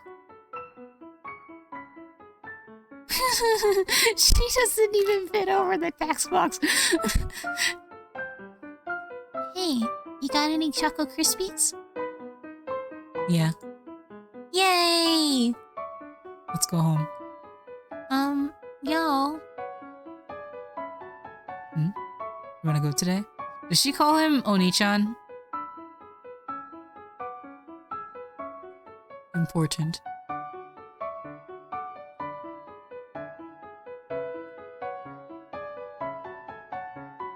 Dame? わかった。ちゃんと約束守れるならな。Like, we can't. I got it. I promised you it, didn't I?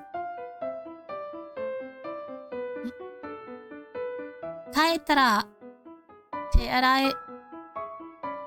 洗いうがい、ちゃんとする。I'll wash my hands when we go home. Or I'll wash my hands properly when we get home. そうだ、行くぞ。ここ座って食べろ。Here, sit here and eat. Oh, I don't know this one. 刻々とうなずいた緑は大好きなチョコクリスピーOh, they're donuts. I don't know this word. Or we'll like take out. I don't feel like looking it up. This is every once in a while, this is how I learn. I just go through it and try to figure it out with context. Is this? I should know what this word is. からストロベリードーナツを取り出して食べ始める. So he took out some strawberry donuts too, and they started eating them. Midori はすでに食べ終わったようで、いつの間にかthis is like the shore. I should know what this. I don't know how to pronounce this, but this is like the shore. It's like shells. Oh, they went looking for seashells. Okay, I'm gonna stop. Damn it. Amabe? Minato? Yeah, I don't know.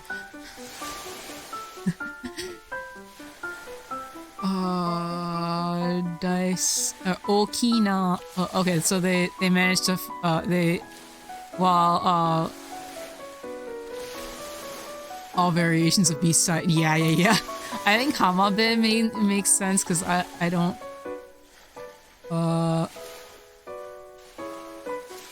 This one, that would make sense. Sort of. I don't know what I'm saying. I'm gonna ignore this. So Midori managed to find a really big one. It has the Hama kanji. Yo! The shell reflecting the evening sun was a beautiful sight. Sunahama? Oh, okay. Oh, that's Suna. That's why I recognized it. I was like, I know that character. As the salty wind hit my wounds, I thought about yesterday. Natsume was a classmate I had barely even spoken to. It wasn't much to me, yet it was clinging to my mind. I wasn't able to digest this. Yo!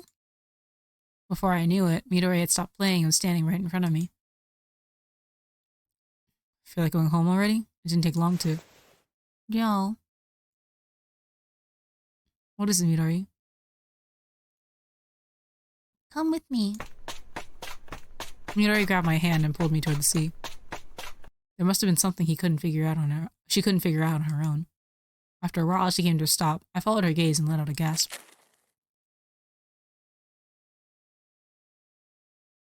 Hi!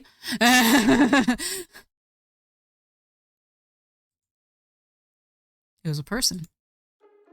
Someone had washed up on the beach. And you didn't notice, but your sister did? His school uniform was heavy with water, and his drenched hair was sticking to his skin. He must go to a different school if he has a gakure on, because Minato and Ryo's school uses blazers. I could barely sense any breathing from his purple lips. Midori! Midori immediately ran off without any instructions from me. Careful not to move him too much, I pulled the man where the waves couldn't reach him. He was way taller than me, so this wasn't an easy task. Midori, the towel. She nodded and began drying him as I checked his pulse. It's still there. As I cupped the man's chin to lift his face a little, he suddenly opened his eyes.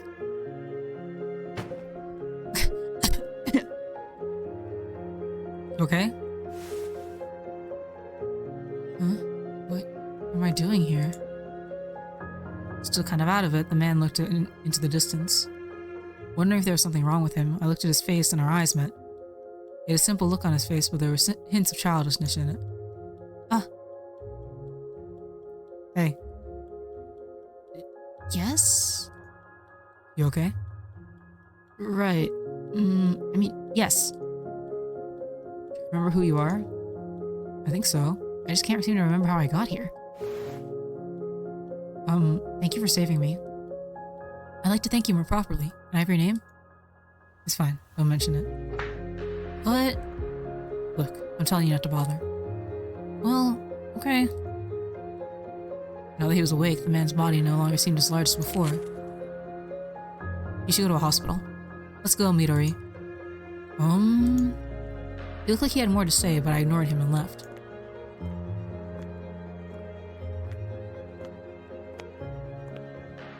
Are you sure we did the right thing, Ryo?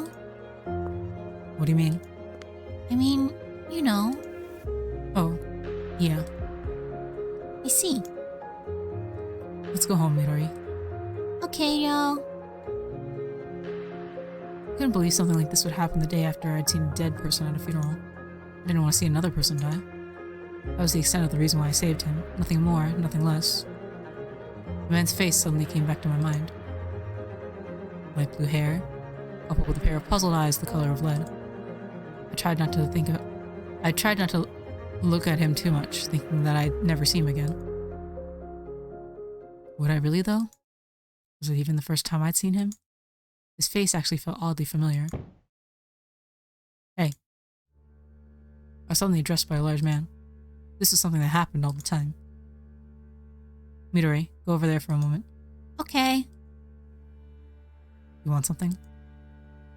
I was gonna ask that after. You gonna ask that after what happened yesterday? You're not dumb, Kikochiro.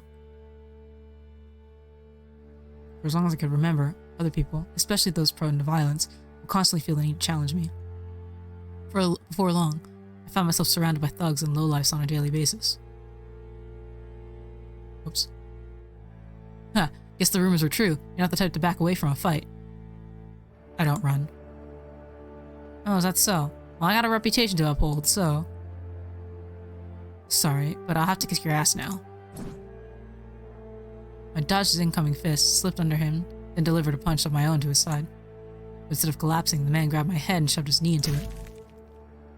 Ow, that was a disgusting noise for that. Searing pain flared up all across my face. Ah! I picked up a random brick I found lying around and used it to thwack the man on the side.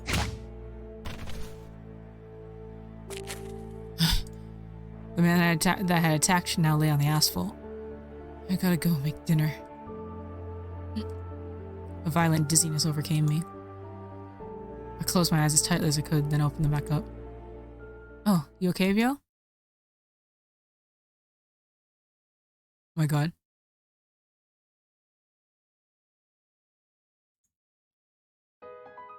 Huh? I was looking at a large rabbit head. It reminded me of a plush toy I'd seen somewhere before. See, this is what I reckon. I recognize this one as Mamiya. Not the one in Minato's route. The young boy seemed to be wearing it like a mask. Yo, I wanted to meet you, my dear Ryo. I didn't sense him coming at all. He caught me completely by surprise. There's no way I wouldn't have noticed someone standing this close to me. Maybe I hit my head a bit too hard during that fight. In any case, nothing good ever came of humoring weirdos. I tried walking around the weird child, but he stepped in front of me again, blocking my way. I've wanted to meet you for so long. There hasn't been a single moment I wasn't thinking of you. Out of my way. Come on, don't be like that. Go! Deciding I'd tolerate the boy no more, I wordlessly swung the brick at him. Yo, that's not something you should do out of the blue. Who the hell are you?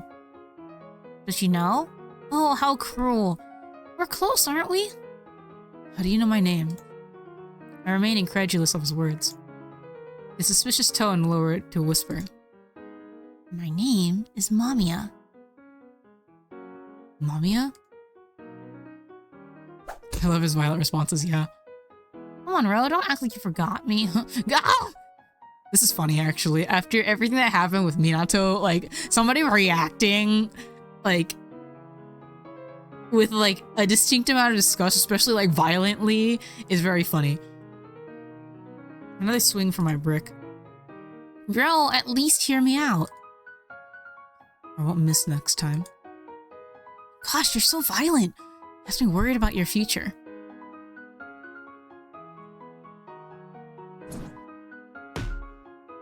You could have killed me with that thing. I'm home. Welcome back, Ryo. Are you okay? Yeah, just wait here. I'll go fix something up for dinner. Okay. Honestly, he has a yeah. Minato is weird. Minato's too lonely is really what it is. He Minato has like nobody in his life, and so like he ended up with like the Mamiya kind of filled in the feel like of companionship that he needed, and then like whereas like at least Joe has like Midori, and like at least has like a good amount of like general interaction with people that Minato doesn't have. Like Minato kind of like treats everybody at a distance. Kind of interesting them being like childhood friends, you know. A few things happened today that were outside my routine. I saved a man from drowning and met a crazy, unhinged child. Losing the rhythm of my routine was something I disliked more than anything else.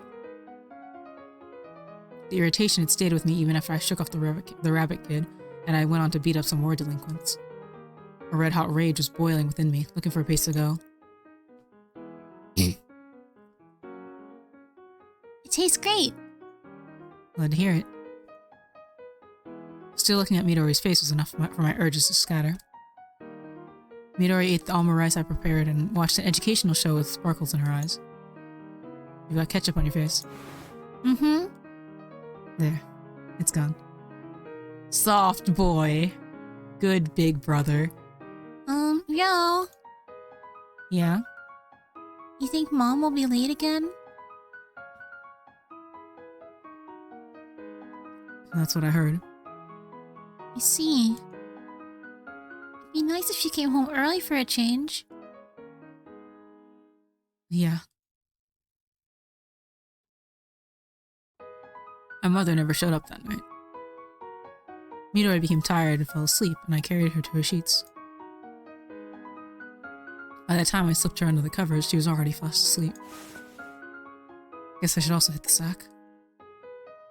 It had been a tiring day, but tomorrow another day would come and I'd once again have to move. Mine was a boring life that wouldn't leave anything behind.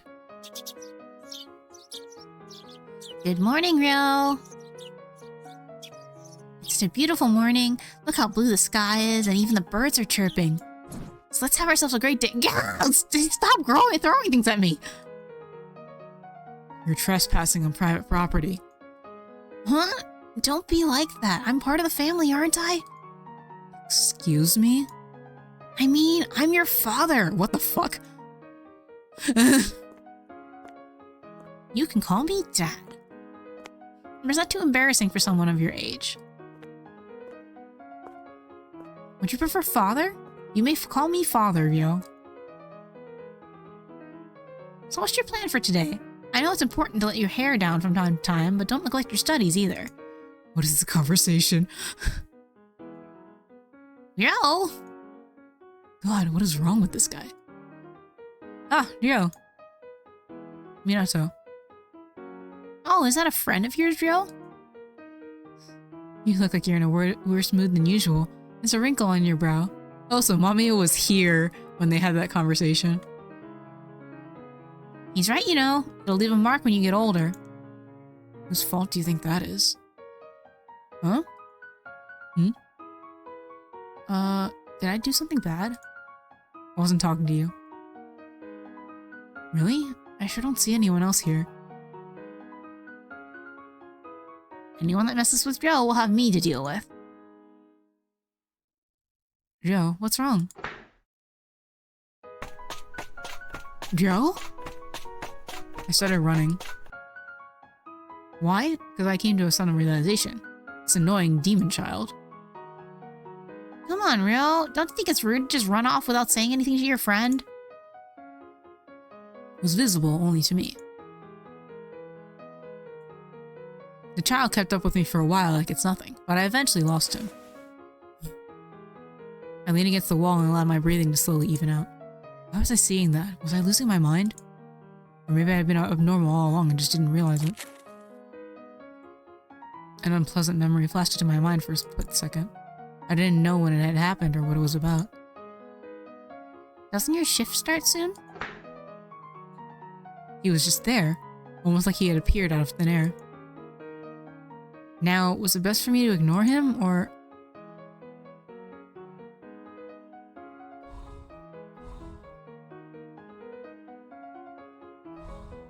Let's ignore him. I decided to ignore him. I walked quickly, but as I was about to get on the path to my job, I made a turn.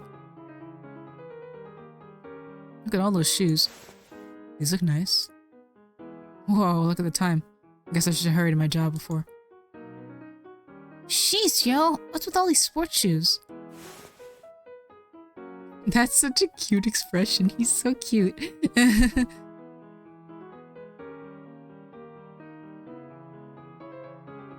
Wait, I'm saving this. Good kid. I ignore the racket I just heard. Guess nice shoes are pricier than you might think. But you gotta wear them to get around fast. Seeing you run that fast makes me... I left the jabbering mascot behind and sprinted to my job as fast as I could. Wow, it looks like you're fast even without new shoes. Wait! Huh? Who do you think you're messing with?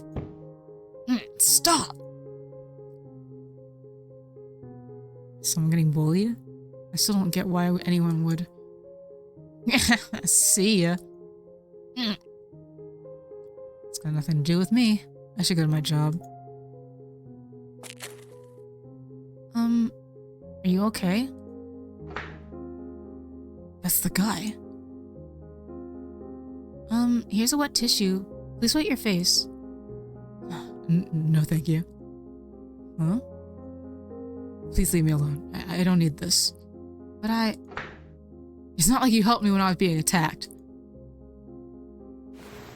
Just go away. As I considered intervening, the man from the beach walked away. Only the man remained, wiping the dirt on him with his cuffs. I did a number on my mood, but I gotta get to work.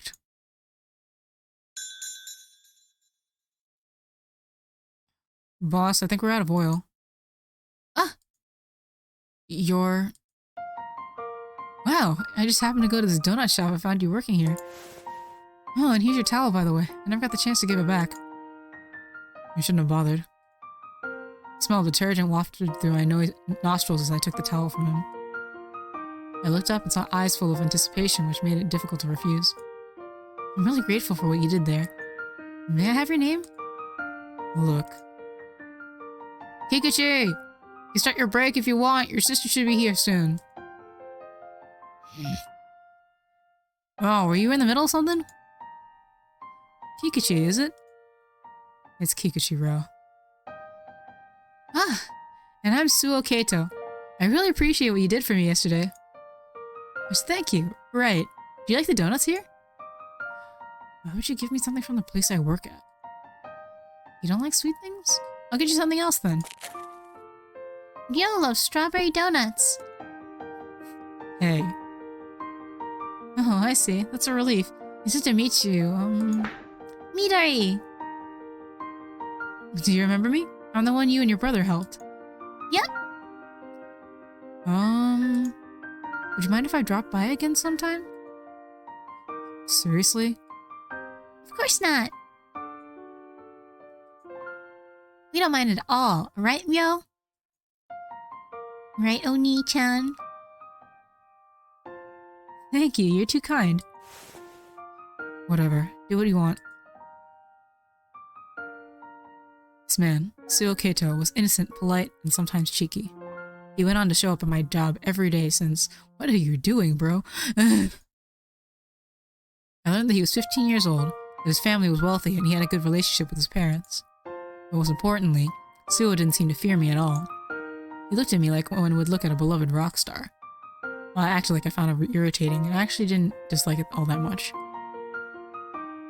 Midori didn't fear him either. Actually, she'd grown kind of attached to him. Eventually, this 190-centimeter giant, oh my god, he's so tall, was a part of our lives, and we'd come to accept it. Midori was a little different from other children. She'd wear a raincoat even on sunny days, making her inadvertently stand out. On top of that, she disliked being part of groups and ended up getting kind of isolated in her class. Speaking of which, what happened to the purse I made the other day? Got torn up. How? It got caught on a branch. I see. I'm sorry, y'all. You should have told me sooner. I can fix it for you. Thanks. I knew it was the result of bullying by her classmates. I knew, yet I pretended not to and acted the part. That was a silent rule we'd created. It's so late. You're hungry, right? Let's go. Suo, you be careful too. How come he's just there? Oh, okay. You're not leaving? I had a bit of a fight with my mother. I got angry about something insignificant and said something mean to her. I kinda don't want to go home. The puppy-eyed look Suo gave me didn't match his tall and imposing stature at all. Please, Joe, could I stay with you for just a little while longer? You too, Midori. Oh, are you hungry? I'll buy something for you, so... Suo. Yes? Putting up problems only makes them worse. I know. Hold on a sec. He hung his head, his lead-colored eyes wavered as it looked like he was about to cry. His state made me let out a sigh, take out a notebook and a pen from my bag, and write a thing or two on it. Here you go. I handed him the piece of paper. Is this a note? It's a letter. Oh! Suo straightened himself and began studying the piece of paper in his hands. I stopped him just as he was about to open it. Don't read it here. Why? You have to read it at home. That's my one condition for giving it to you. Got it? I didn't hear your answer. Yes, got it. His response came with the speed and strength I'd expect from someone in a sports club. Kind of made me smile, honestly. Wait, I mean... I'll be waiting for your reply. Okay. I'll see you tomorrow. I'll see you again tomorrow, yo. You too, Midori. Bye-bye, Kaito.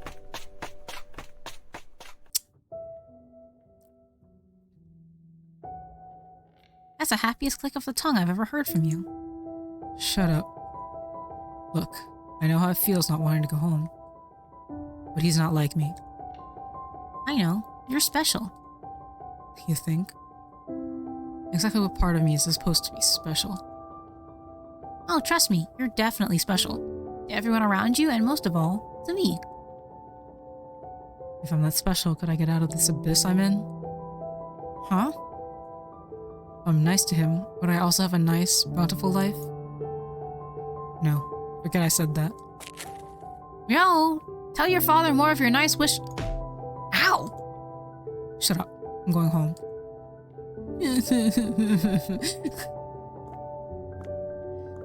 Pushing Mamiya aside, Midori and I went home, both in high spirits. I felt like if I kept doing good things, everything would get better. Yo, the bath's ready. Got it. You can wait for me in the room. I need to dry my hair. There should be a hairdryer in there. Okay. Alright, time for a bath, I guess. I'm home. The door opened with a creak, and a lone woman staggered into the room. Oh, maybe I should have made it a little less cheerful. Her face was flushed bright red, and not even her thick layer of makeup could do much to hide it. It was our mother. Welcome back. Add me some water, Joe. I gave her a glass of water I had prepared in advance. Careful not to grimace at the reek of alcohol coming off of her whenever she laughed, did my best to do the dishes. God, I can't get changed by myself. Help me, Joe! Joe! I stopped washing the plates and wiped my hands. Turning around, I saw a half-naked woman on the floor smiling at me. Hurry! With no other choice left, I started undressing her. First, I pulled down her skirt and folded it up. Next came her stockings.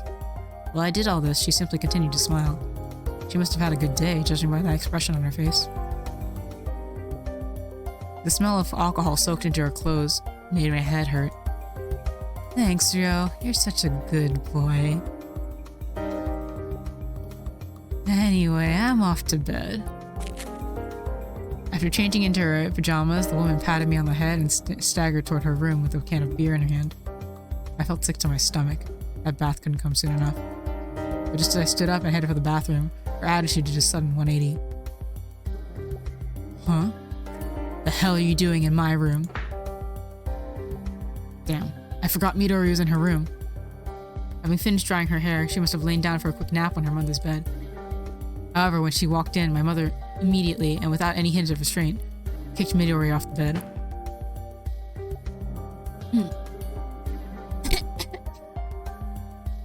You useless little shit. I'm doing so much to take care of you, so you better not ruin my mood like this. I'm sorry. You think crying will make it okay? God, you're such an annoying little brat. She threw the can she had towards Midori. It hit the floor with a loud thud, spraying beer all over the terrified Midori.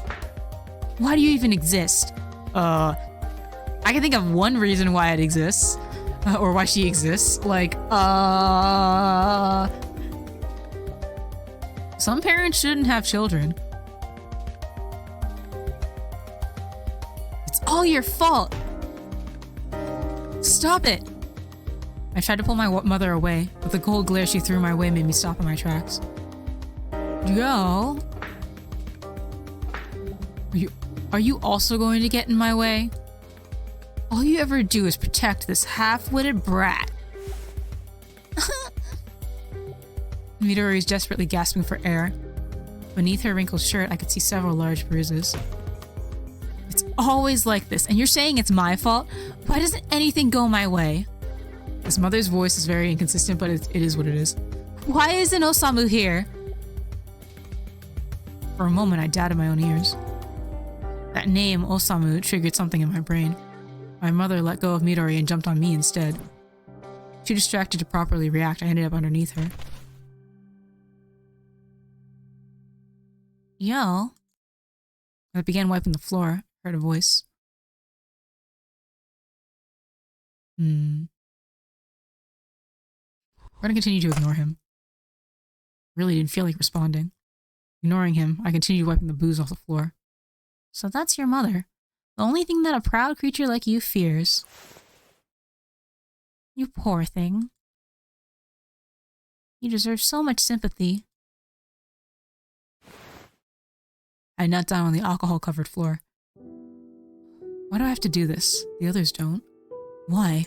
I don't want to think about it, so don't make me. That's why I'm here. I heard Mamiya's voice from above me. Looking up, all I saw was the same old rabbit head with its unreadable expression.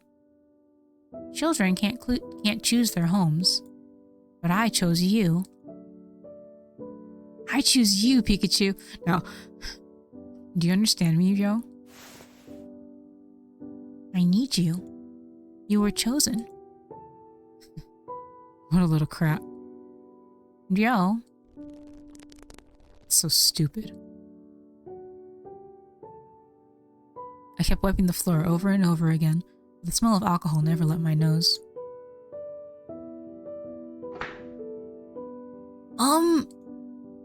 I wrote you a reply. Oh yeah? That was what we agreed on. You stick to your plans, huh? Let's see. I took the light blue letter he'd probably bought from some general store. But when I was about to open it, he took a pose as if to stop me.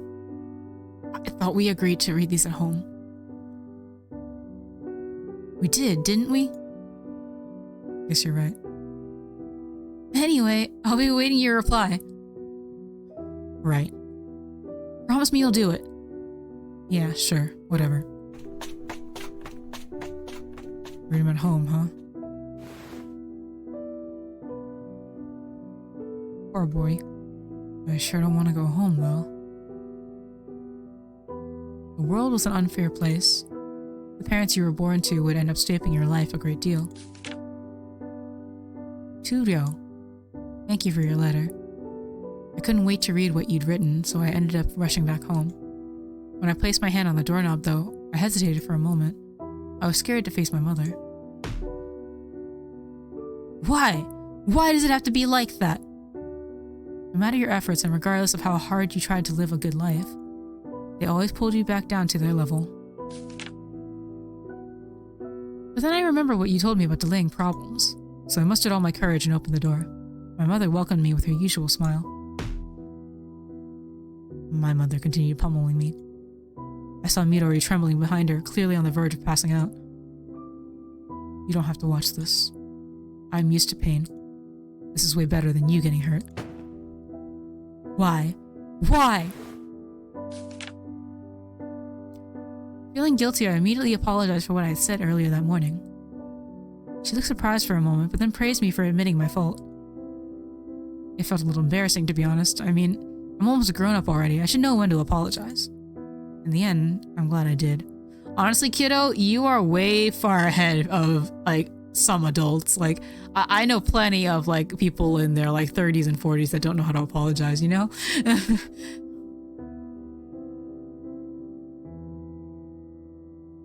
It's all thanks to you, Ro. You've done more for me than you can imagine. As she became tired and her fist turned weaker, I looked outside. You asked me in my letter if I properly apologized, and my answer to that is yes. I believe now is my turn to ask a question.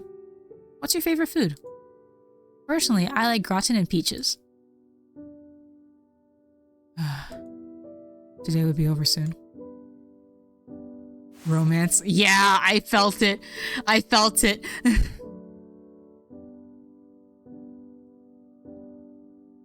I went back to the living room and cleaned up the clothes and cans. Then I took Midori, who was curled up in the corner, and carried her to her room.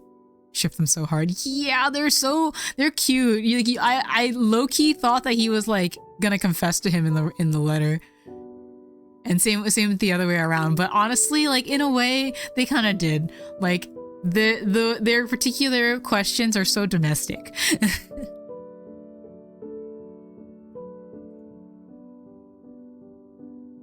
Do you ever trade letters with another guy? I know, right? Her face was covered in dried tears and saliva. She'd be cold in just her underwear, so I put pajamas on her and put her in her sheets. What a good big brother. My favorite food is... What was it again?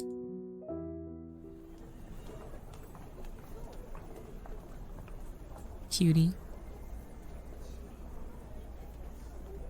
This is a nice outfit. They're on a date.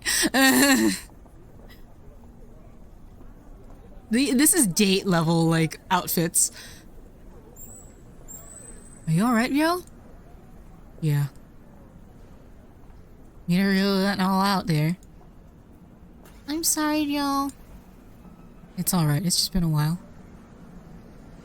With a sigh, I sat down on one of the nearby benches. The three of us came to the amusement park. Suo had given us tickets as a present. Being ever mindful, he was apparently still looking for a chance to repay us for saving his life at the beach. Sometimes a family is you, the cute boy you found on the beach, and your sister. That is a family. That is truly a family. Like, Midori is young enough that, like, this is the family that, like, I saw, I forget exactly what it said, but I just remember the, like, family makeup where there was somebody on Twitter who was, talking about his kid, right? But it turns out that his kid is actually his kid brother who, like, I think he and his partner adopted because, like, their parents were out of the picture for one reason or another. And, like, that's what this feels like. Like, this is the couple that would adopt the younger sister in order, like, just because, like, as we all know, like, their parents are terrible.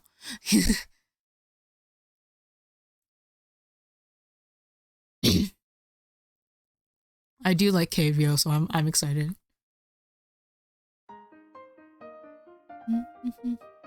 This is cute music. I really love the piano tracks in this game. I got these from someone my dad knows. Would you like to go, Midori? Midori gave such an enthusiastic nod, I worried she might hurt herself. Seeing that, Suo's lips curled into a wide grin. She's so cute! Alright. Listen, Suo. Midori can be a bit hard to control at times, so she'll be fine if you hold her hand. Hmm? And though it rarely ever happens, if she ends up throwing a tantrum, make sure to What are you talking about? I have 3 tickets here. he totally just like accepted the fact that this guy was gonna take his little sister on like to the amusement park. How long had it been since I went to an amusement park? It's all royalty-free music? That's amazing. This is so cute. How long had it been since I went to the amusement park? Wait, I'm gonna save this actually for a second. I'm gonna go to the menu first. Is it all royalty-free? I have to look now. Okay, thankfully these are all locked. Where's the music section? Music list. Shiranui Fog.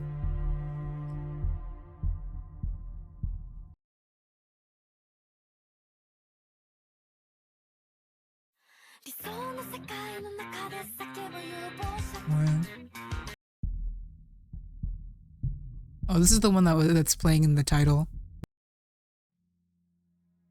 Yeah, like copyright-free licenses. That's so cool.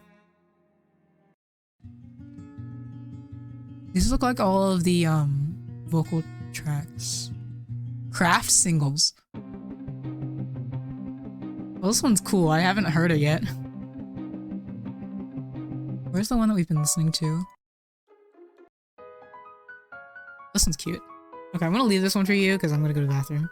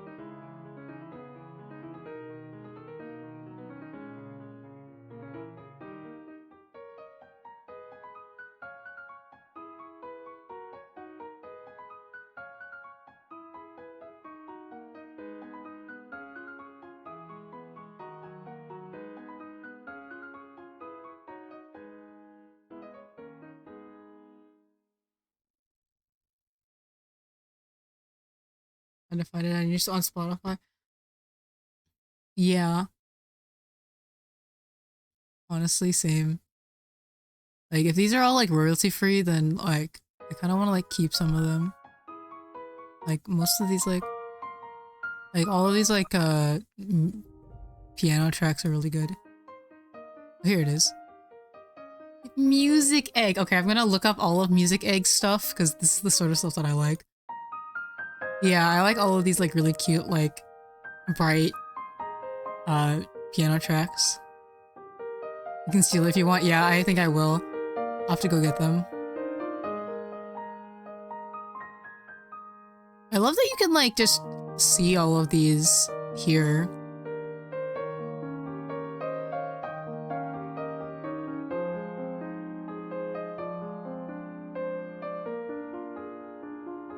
All right. Alright, back to where we were. Accidentally got you a new BGM. Yeah. I don't know like where like I rather like my intro and outro music, But like, I don't know, maybe I'll use it for like, all of the things that I do are like story based. Maybe like next time that I'm doing something like Suika game or something.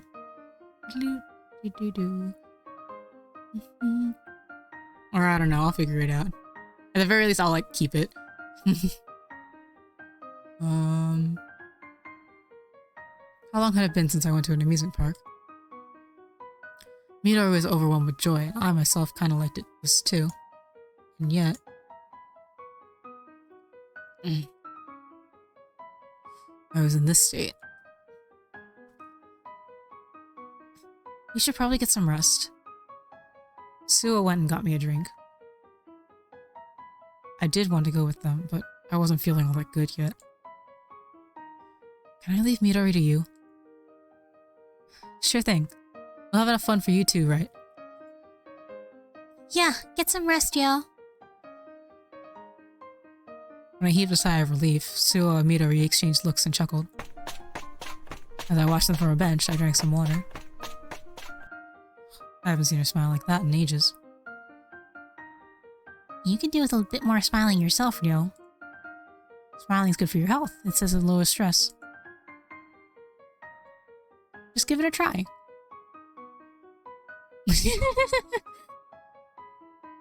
Mamiya seemed decently satisfied by the forced, awkward-looking smile I gave him.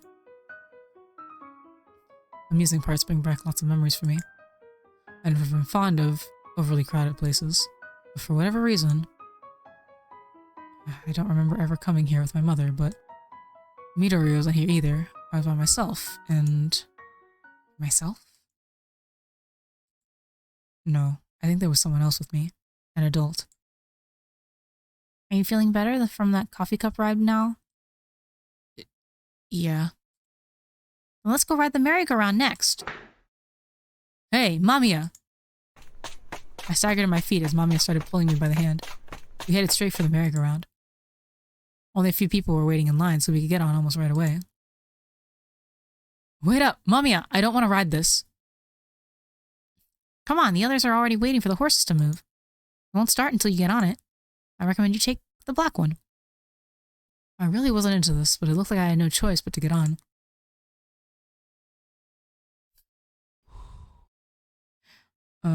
Should I be contrary or should I get on a black horse? I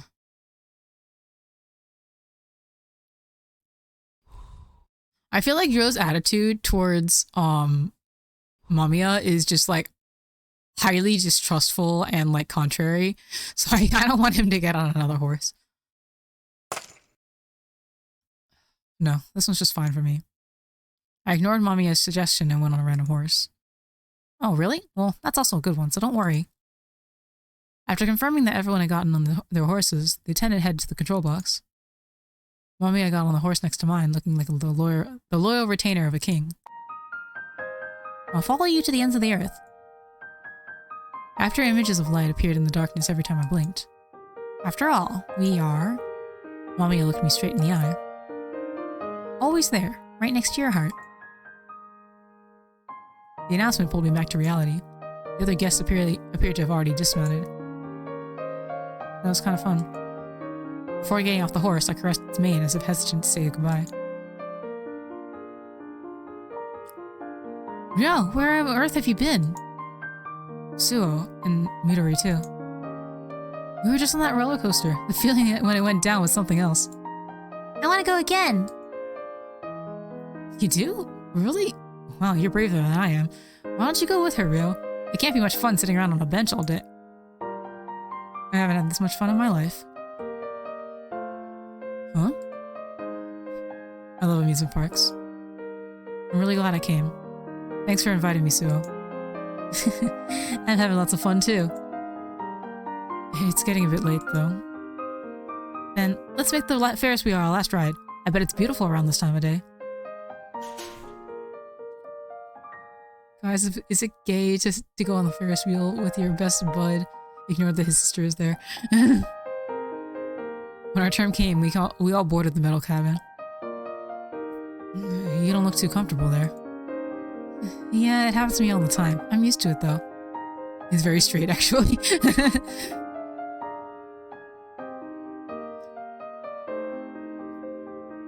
it's so beautiful! Yo, Kato, look! Midori's excitement made me look out the window.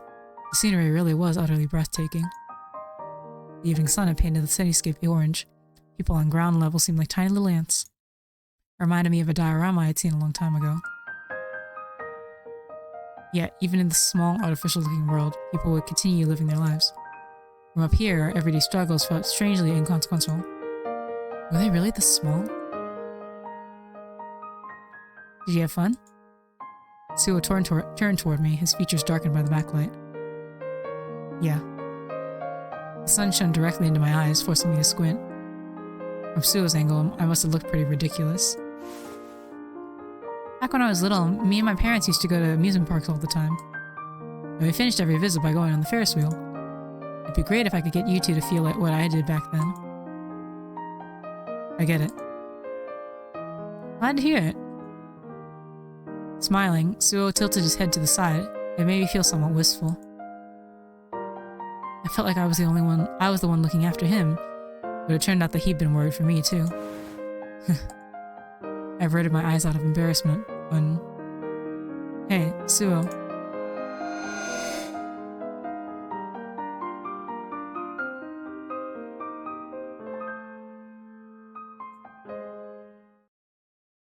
Hello there. Who the hell? Suo and Midori had been right next to me until a moment ago, but now they were nowhere to be found. Instead, I saw an unfamiliar man sitting in front of me. Wait a second. Do I really not know him? I've been waiting for you. Minato? No, that can't be. He'd never have this kind of intimidating aura. Huh? I felt a shudder make its way down my spine. I was short of breath and drenched in sweat. Who the hell was he? And why did I... Do you remember me? I'm so happy. All sorts of images flashed through my mind. Flowing liquid, screeching of metal, taste of blood. There's no need to be afraid. Painting a merciless arc, the Ferris wheel continued to rise. I just wanted to talk. I was trapped in here. MAMIYA! MAMIYA! MAMIYA! MAMIYA! Yo, are you okay? You need to calm down. Huh? Suo? Are you okay? You suddenly collapsed. Yo! I'm sorry. This is my fault for suggesting we ride the Ferris wheel. I'm sorry. No, Suo. I really did enjoy this. You don't have to apologize. I had the time of my life.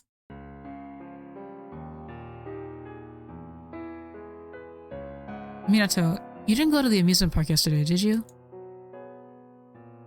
The amusement park? No, I didn't. Why do you ask? No reason. Forget it. Does that mean you went there? Did you like it? Yeah. I was about to answer him like that when the events of the Ferris wheel flashed into my mind. Well, I suppose it's exhausting to be surrounded by so many people. It's easier to relax at places you're familiar with. No, I had a good time. Oh, really? Glad to hear that, I guess. Minato, Crap, I'm gonna be late for my part-time job. Sorry, I gotta run. See you around. This music's really intense for this moment. Sure. Today was one of the few weekdays I actually didn't have a shift. Midori only had morning classes, but the school contacted me that she had gone home by herself. I did some shopping at the supermarket. I passed by my usual way home and instead took another path. Good. They were still there. I've been wanting these shoes for a while now. Their sporty but refined design really caught my eye. They reminded me of a little tin toy car I wanted as a kid. I just wanted to have them. Partly to make peace with my past self. I was originally planning to buy them tomorrow. But now that I saw the actual article, I got kind of worried that someone might actually buy them before that. Besides, I just so happen to have some time on my hands. Alright. There was an envelope hidden in one of the drawers of my desk. I could go get it right away. Preparing dinner would have to wait, but still. Okay, don't go anywhere now. I'll come back for you. I'm home. Welcome back, yo. Huh? Why was she already home? I didn't hear you. I'm back. Look at this, yo. I bought a new bag. Where the hell did she get the money for that? She wouldn't even leave enough for Midori's food, so how? I've been wanting this bag for so long. I got a bonus and was able to afford it. It's so great. The way she said that gave me a really bad feeling. I immediately rushed to my room and rummaged through my drawers. It wasn't there. I couldn't find it anywhere. The money I'd been saving for so long was gone.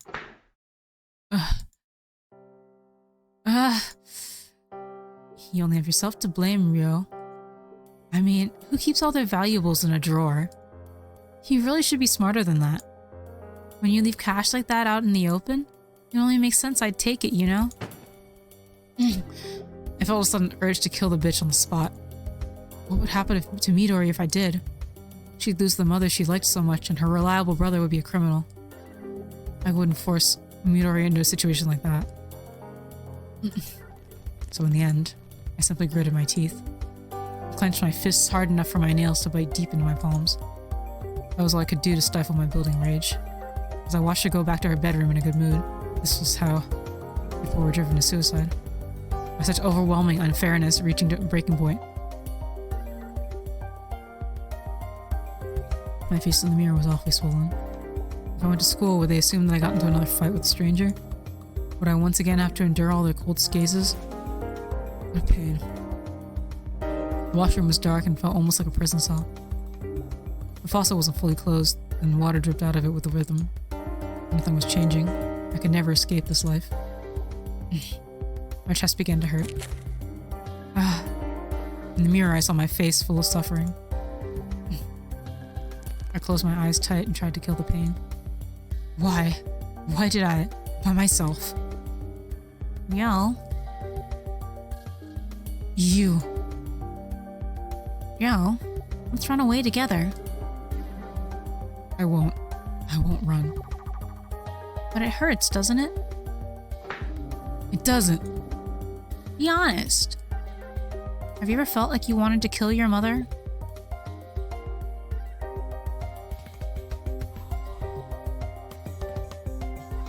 That's something I should do. He's a responsible boy. I did, but that's not something I should do. And even if I'm okay with it, what about Midori? Just thinking about it is a waste of time. Children can't choose their parents, eh? Yeah. Are you gonna feel bad for me again? Wasn't that great? No, I have never once felt bad for you, or looked down on you. The mood lightened, seemingly on purpose. MAMIYA wanted to continue with his questions. If society had allowed violence, would you have killed your mother? A society like that doesn't exist. It's a hypothetical one. Try to imagine it. Just imagining it makes me feel pathetic. But if you don't imagine it, nothing can begin. Your salvation, your means of making it, the source of it all is imagination. You're just saying that because you don't exist. You're a fantasy. My dad, my father, bullshit.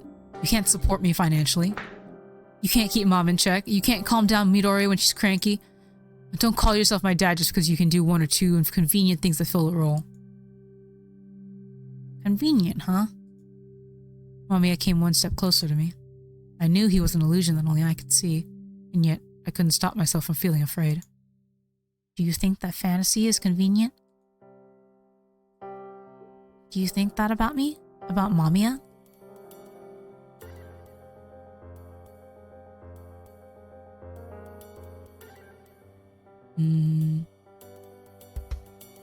He's scared. After a bit of thought, I replied, I don't. I mean, your merry-go-round made me happy. Is that the only thing? That question cracked open the hidden memories of the past. The coffee cups, too. And the strawberry donuts. And everything that you told me. What was I saying? I couldn't remember any of that, but my words were flowing by themselves. MAMIYA was waiting for my thoughts to go deeper. With some conclusion that this child would find convenient. The original goal. No, you do want to run away, don't you? No, MAMIYA is just a fantasy. I don't mind if you feel that way. However, I'm the only one who can save you from this back alley.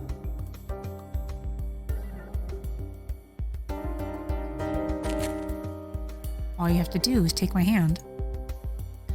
MAMIYA's face scared me, as it made me feel like he could see everything within, but at the same time it was full of affection. The shell protecting my heart was slowly unraveling, revealing a person struggling in life. There was nothing to protect me.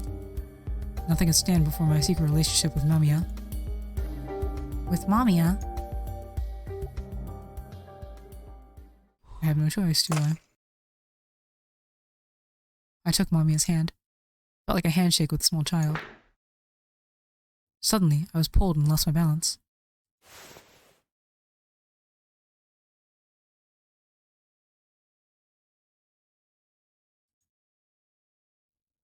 Next thing I knew, he was hugging me. What are you? it's fine. You're a good kid. You should be more proud of yourself. I was the only one who could see him. He didn't even exist. And yet, I could definitely feel a warmth that couldn't be real. I hesitantly put hands on his back. This hug was awkward, but I could definitely feel a weight. MAMIYA was warm. Look at me, yo. MAMIYA was holding a tiny little toy car made of tin. Is this the same one I'd seen in a toy shop as a kid? How could you have this? In place of an answer, he simply pressed a finger against my lips to silence me. It's going to be our little secret, yo. I nearly choked up. I'd given up on this so long ago. I accepted that it would be forever beyond my reach. I acted as though I'd forgotten about it. But I'd never actually given up. The desire remained buried deep within me, but perpetually unfilled. Thank you, MAMIYA. I clutched the little car firmly to my chest. I felt like this was the first time in a while that I had someone to depend on.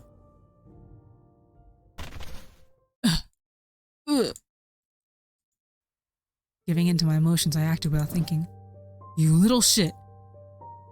I dodged the fist of a man 2 heads taller than me and swung my iron pipe at his back. The man twisted like a shrimp and groaned as he collapsed. I looked around and realized I was the only one standing. And the ones I'd already knocked down wouldn't be standing up anytime soon. The only thing moving was the flow of blood. Once again, the air itself felt dead. I could barely remember the last time I lived freely. Today was just as hard as it had ever been. I desperately tried to inhale.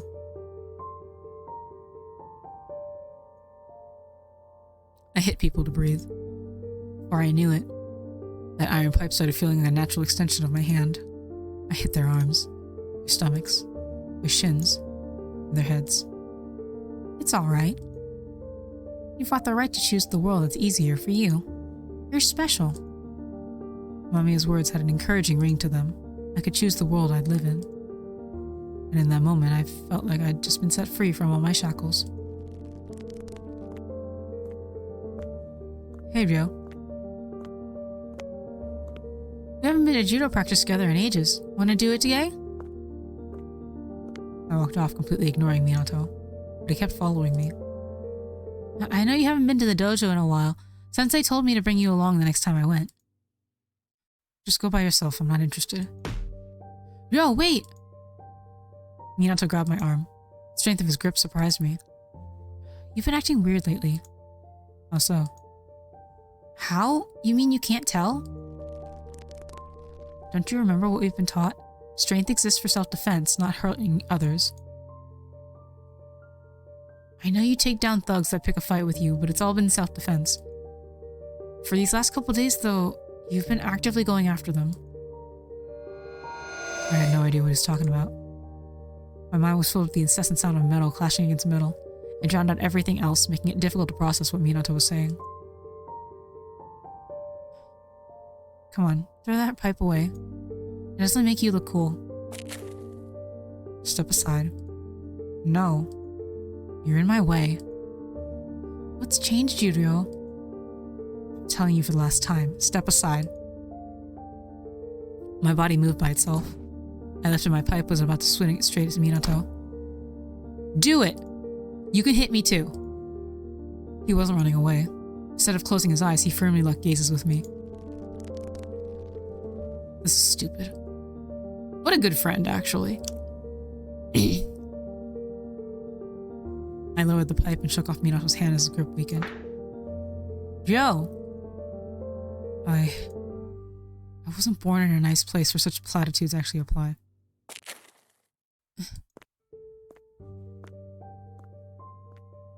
How long has it been since I stopped being honest with myself?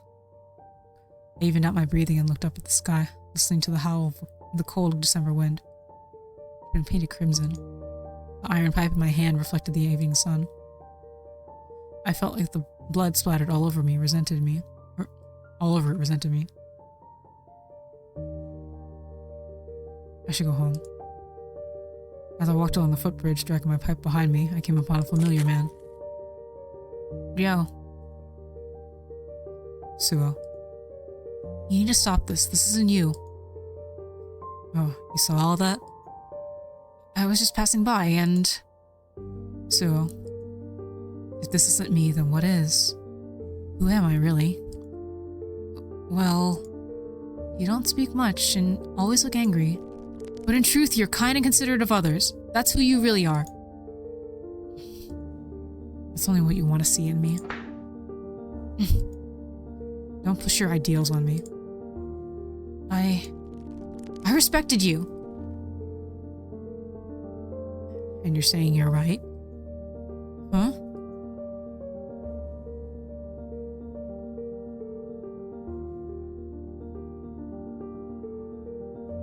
This is a really pretty CG. All you do is offer half-hearted consolations. Is satisfying your own hypocrisy the right way to live? But I've never hurt anybody. That day. What do you think happened to the man you tried to save? Nothing's changed. He's still a living punching bag. All your actions and your superior attitude did was hurt his pride even more. Did you get it? Your hypocrisy is in itself a form of violence. Admit your faults, Suo. No. You're the one who's wrong. Give me a break. You've no idea how I feel. Are you running away? It's unfair to rely on your strength. It's unforgivable. You're running away from rational solutions.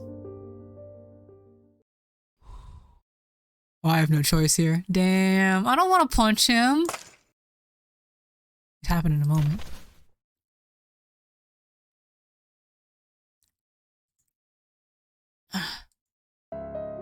I did it. I punched him. The air froze still. It was like the contents of a pop balloon, empty. Suo was looking at me. He was shaking as he covered the cheek I'd punched. It was visibly red. He looked at me with eyes full of disbelief. Those eyes soon developed a hint of fear, panic, and scorn. Unable to bear it, I ran.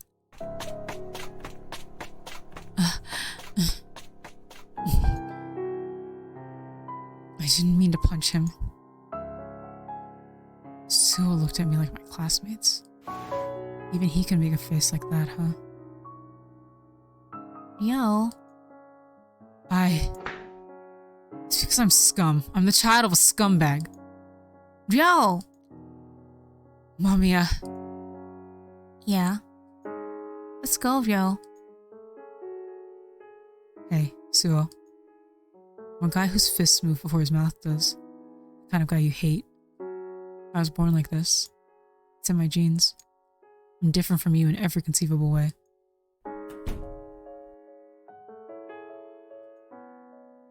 Oh, we came home at the same time for a change. Hey, what's the matter with you? At least greet me when you walk in. And why is the sink filled with dirty dishes? It's your job to do them. Shut the hell up. What? What did you just say? How about you say that again? Or who do you think you have to thank for your chance to go to school? Or for your daily meals? Come on, I'm not hearing you. I didn't choose to be born in this household.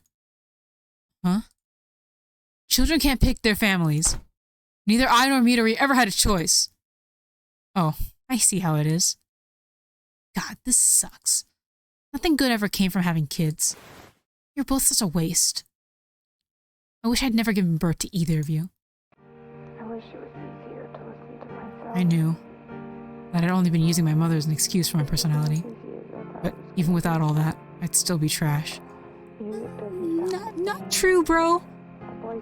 That's pretty formative, like, not gonna lie. The way that she treats you is it's pretty damaging. The iron pipe squeaked across against the floor. I felt the blood underneath my fingernails tingle.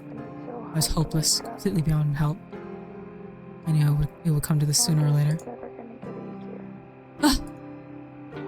Bro, what are you?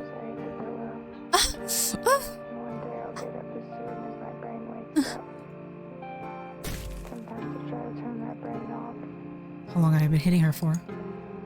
At first she resisted, but the more I did it, the weaker she got, until she stopped moving altogether. Her blood mixing in with her froth created a strange, indescribable goo. She was still alive, though only barely. The bishop put her out of her misery. That sounds like a good idea. I heard a voice from somewhere. I agreed with it wholeheartedly. With her gone, I'd have nothing else to worry about. Midori's abuse would stop. She'd finally be able to smile all the time. I was confident I could patch things up with Suo too. It would solve all my problems. I lifted up my iron pipe. It became so red you could no longer tell the rust and the dried blood apart. It's time to clean up the trash. Secure a bright future for both Midori and myself. Yo? A voice rang out from behind me. The same lovely voice that had called my name countless times. Midori.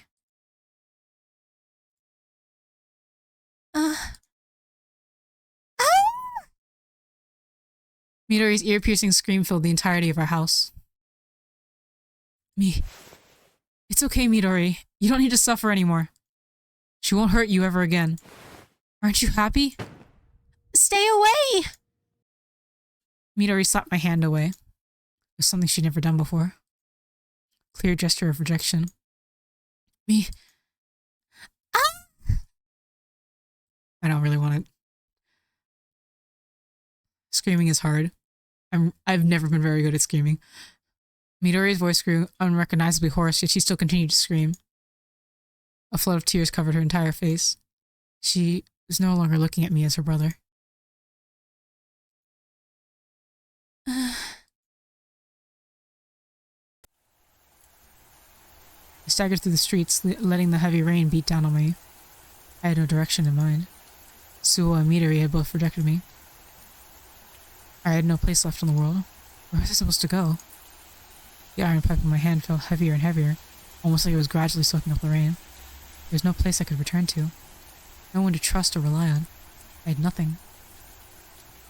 MAMIYA. It didn't matter to me if the world ended. My existence was entirely too minuscule for me to perceive matters of that scale.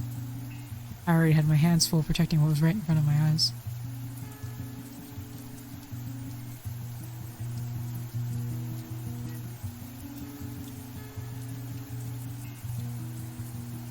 Yo. Should I save you from this world? MAMIYA. I don't know what to do anymore. All you have to do is imagine. That this is all a wonderland. A wonderland? Remember the greatest excitement you've ever felt buried within your memories. What was the greatest excitement sleeping within me? I heard sirens echoing in the distance. Blood was filling the seams between the wet tiles. Shoes I didn't recognize stepped on my hands, lying on the floor. I looked up and saw unfamiliar men. My vision moved and I heard an intense buzzing in my ears. Pain bared its fangs a moment later. I didn't need much time to realize I'd been punched. Ah! What was the greatest excitement sleeping within me? Unable to grasp much, I desperately clung to whatever weapon I could. I swung and I missed. A heavy blow hit the back of my head as I was stomped against the tiles. Red flashing continued. In here, you won't get sick no matter how long you ride the coffee cups. The sirens grew distant. And the balloons will soon blot out the sky. The shine of a merry-go-round. I punched, got punched back. I punched, got punched back. The metal pipe bent and became useless. Sparkling playground and rainbow candy. In here, it all belongs to you.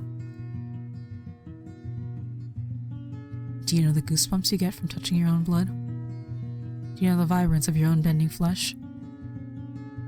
Do you know the refreshing feeling you get when your mind is broken and a hierarchy of strength is built? Do you know any of it? Ah! Mother's blood. My blood. Violent blood. Scumbag blood. Karmic blood. I didn't run. I couldn't. I'm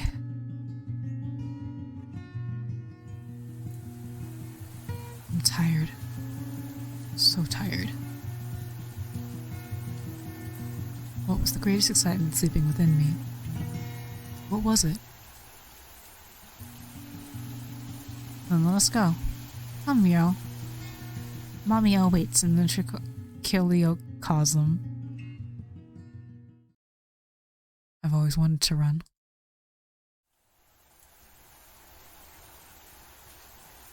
I ran my palm across Kikishi's cheek as the heavy rainfall beat down on us both. I felt no warmth at all, only the chill of death. Why, Kikichiryo? You weren't supposed to die. Once more, I'll go to the church again. I won't give up. Dang. Do I have to get a good ending, or do I have to complete everybody's in order to get the outro?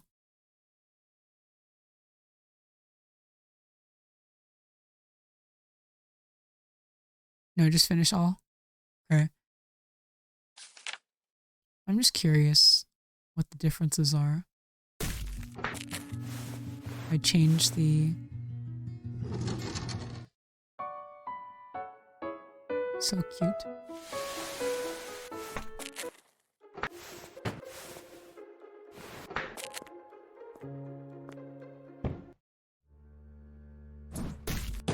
Wee.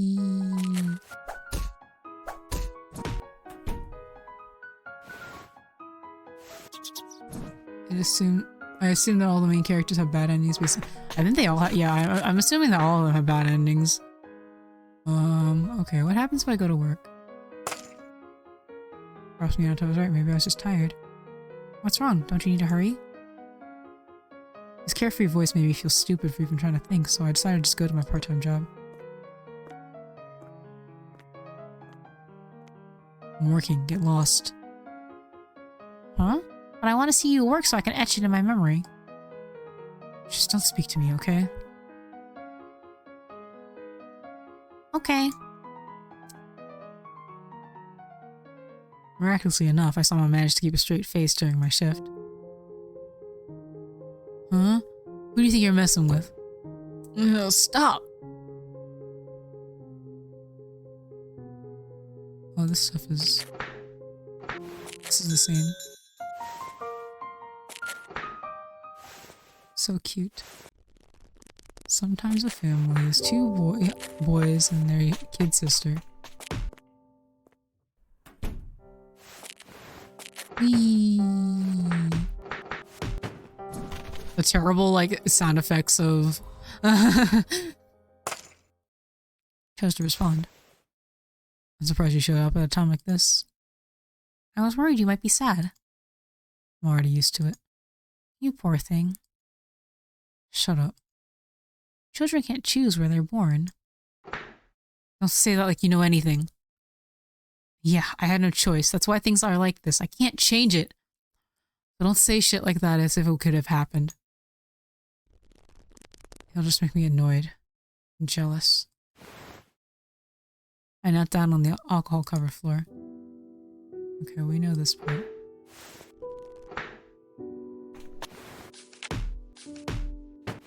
The terrible sounds of, like, just punches.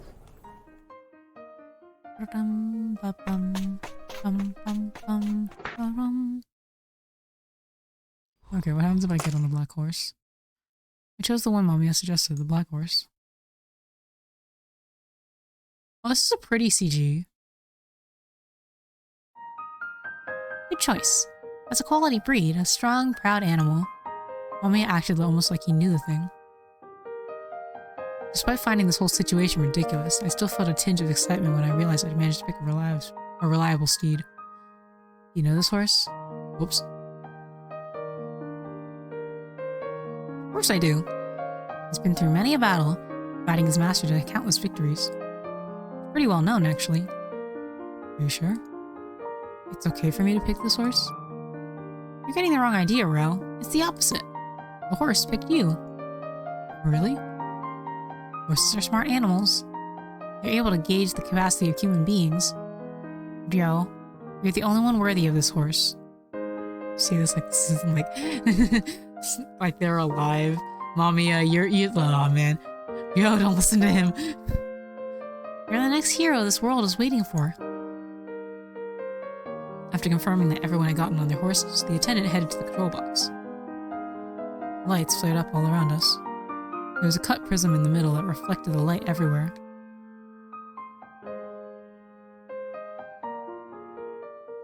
Mamiya got on the horse next to mine, looking like the loyal retainer of a king. I'll follow you to the ends of the earth. After images of light appeared in the darkness every time I blinked. After all, we are. Mamiya looked me straight in the eye. Always there, right next to your heart. The horse sprang into motion with the sound of the buzzer.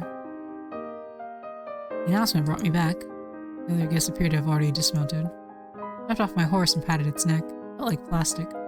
Despite that, I found it warm. I gave it back another meaningful stroke, like someone says goodbye to a loyal companion they've braved countless hurdles with. Joe, where on earth you've been?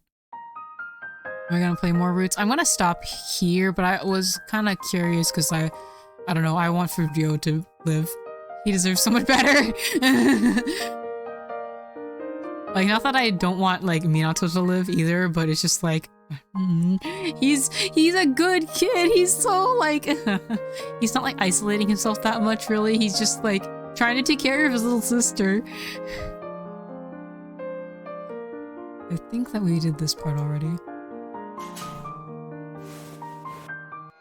And until we did this guy.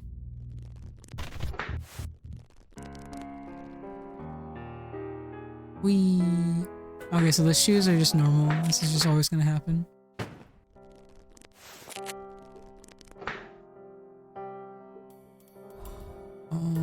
Okay, so let's give in this time. I feel like killing her right now.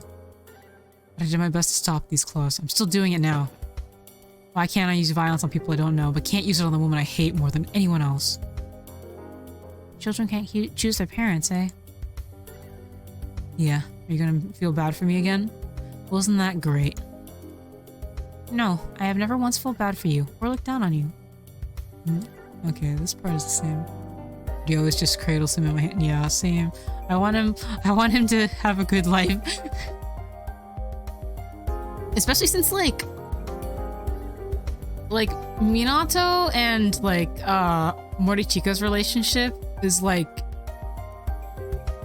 kind of bad. Not gonna lie. But Joe's relationship with Suo is really good. Like, Suo's, like, bringing him out of everything that's going on within his life. And it's, like, also helping him to, like, make good decisions, too, in a way.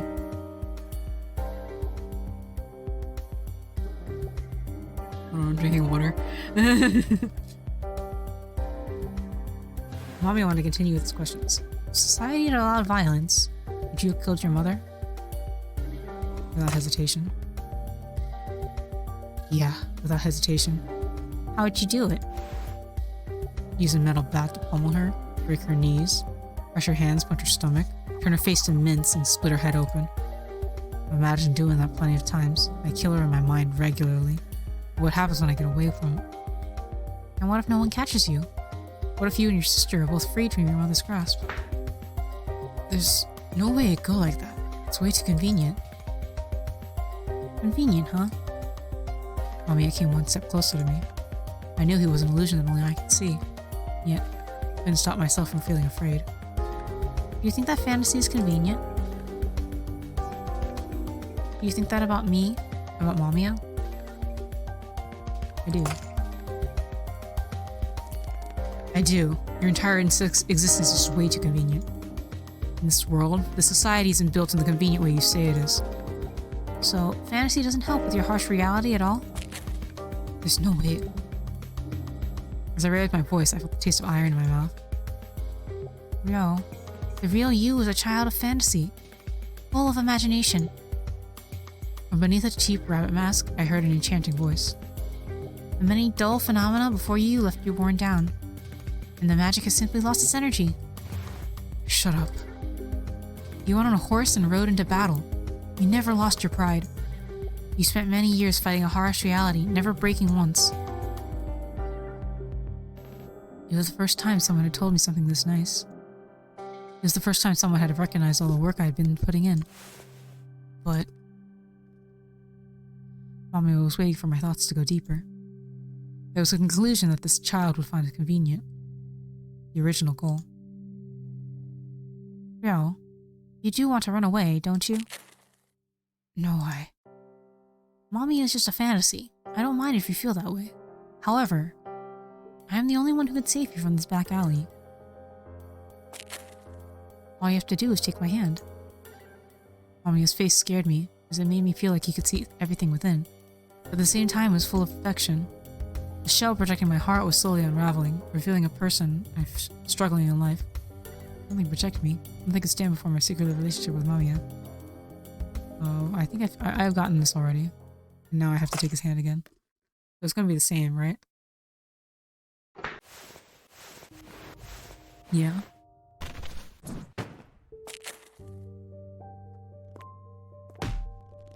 Yeah, it's all one ending. That makes sense.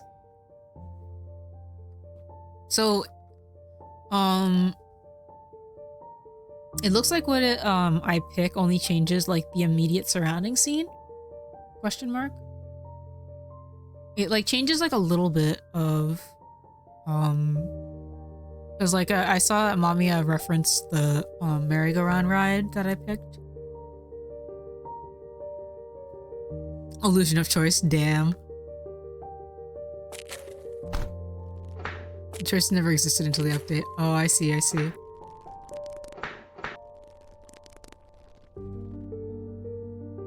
This is such a nice CG, actually.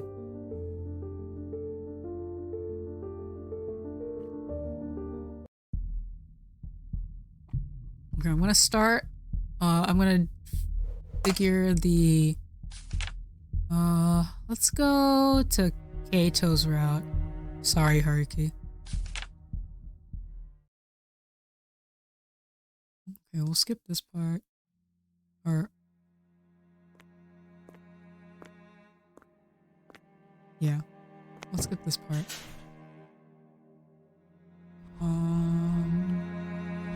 Take a seat deeper in. I'll sit next to you if you don't mind.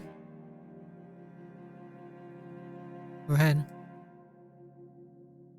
I kept gazing at the flowers far ahead while waiting for the ceremony to begin. Skip, skip, skip. Thinking nothing of it.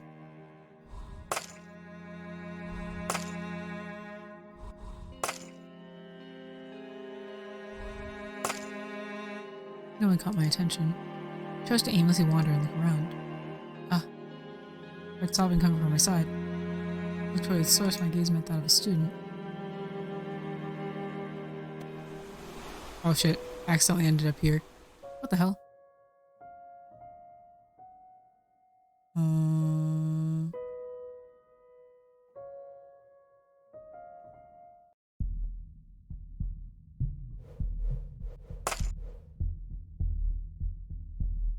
oh man, it's Joe here too. Yeah, this is the only route that I saw. I saw Noel play it. I saw you play it, Noel, like a long time ago.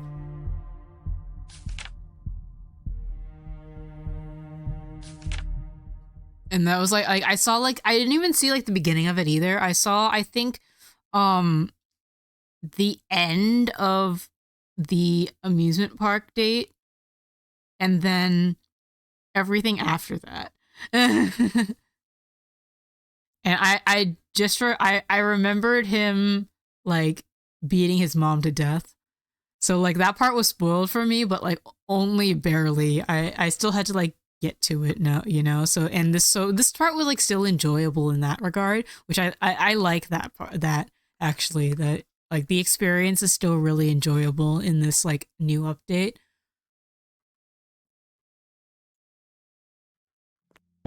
We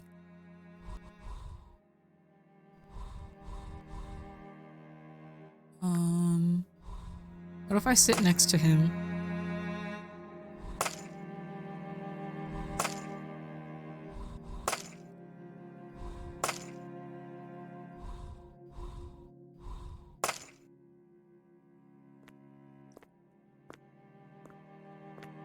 The cold December air outside the church felt unusually pleasant. I walked around for a bit until my eyes met another student's. Oh. Hello. Hello. Were you also attending Natsume's funeral? Yeah, I was. I'm pretty sure he meant a lot to me. You're pretty sure? That was an oddly vague way of putting it. Well, I was very small back then, so I don't remember the details. But Natsume probably lived in my neighborhood, and we often played together. Oh, but there's something I can remember clearly. On an especially snowy day during the winter, we ended up building a snowman together. We looked around for sticks and leaves to give it a face, too. I was in charge of making the face, and I remember making use of all the stuff we gathered together. We used red fruit for the eyes, a large leaf in place of a nose, and an arched stick for its mouth. Was it cute? Oh yes, very. Looking back at it, Natsume probably just wanted me to have the most fun part. Yeah. He was so nice. And now he's dead, isn't he? We can't see him again. Yeah.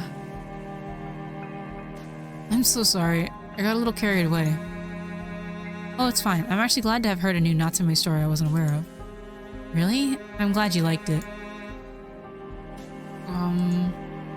Yes? It might be rude of me to say this, and I don't want you to get upset, but you kind of remind me of him a little bit. I see. Goodbye then. Take care. You too.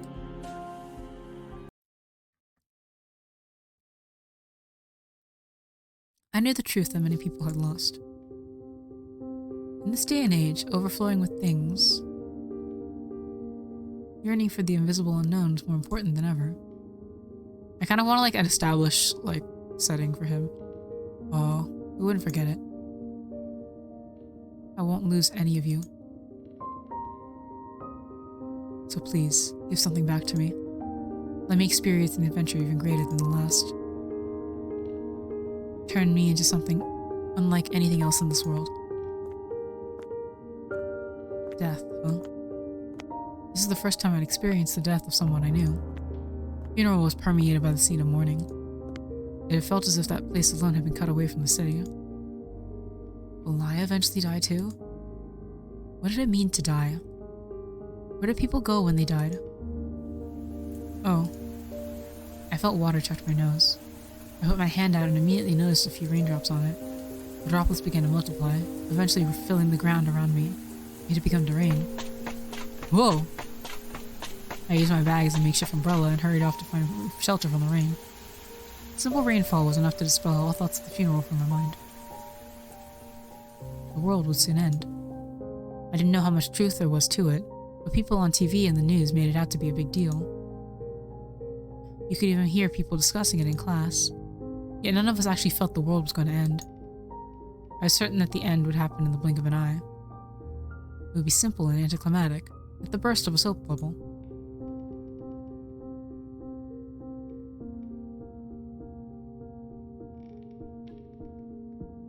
Oh yeah, so these cut-in like images are different for each route.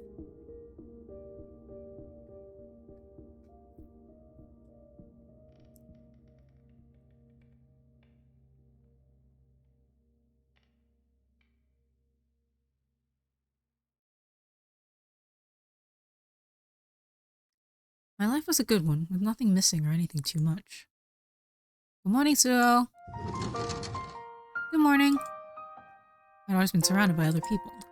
Everyone around me was interesting and quirky. Thanks to them, I could spend every day with a smile. I'm back. Welcome home, Keito. What's for dinner, Mom? Hamburg steak. I know how much you love it. Welcome home, Keito. Wow, you're home early today. My mother was a great cook and my father was a policeman, and both of them were my beloved family. I was really proud of them and hoped to one day become as nice and reliable as them. Keito, we're leaving tomorrow. Are you sure you'll be alright on your own? Sweater. Bro, you have such cute outfits. Good, like, taste. I love this, like, look. You're so cute. Mom, I'll be fine. I know how much detergent to use and where we keep the emergency money. I also know the number I need to call to reach you. Come on, Keito's already 15. This will be a good experience for him. My dad looked at me and I responded with a nod. Everyone was nice and each day was fun. And yet, I felt like there was something missing, like a piece of a puzzle. So I could continue searching for it. It was as though there was an ivory haze over the saturated life. It was comfortable, but the vague outline made me feel like something wasn't right. Part of me felt like I just wanted some excitement. Or maybe I just needed something special, even if that seemed like a convenient excuse. Have you heard of Suo? Club activities are cancelled due to the rain. What? Awesome! We get to go home early today. I'm gonna spend my whole day watching TV. I forgot my umbrella. Alright. Ah! I rushed through the rain as droplets slid down my cheeks. My eyes focused on a place I usually paid no attention to. It was an empty park, much like the playground equipment nobody was using.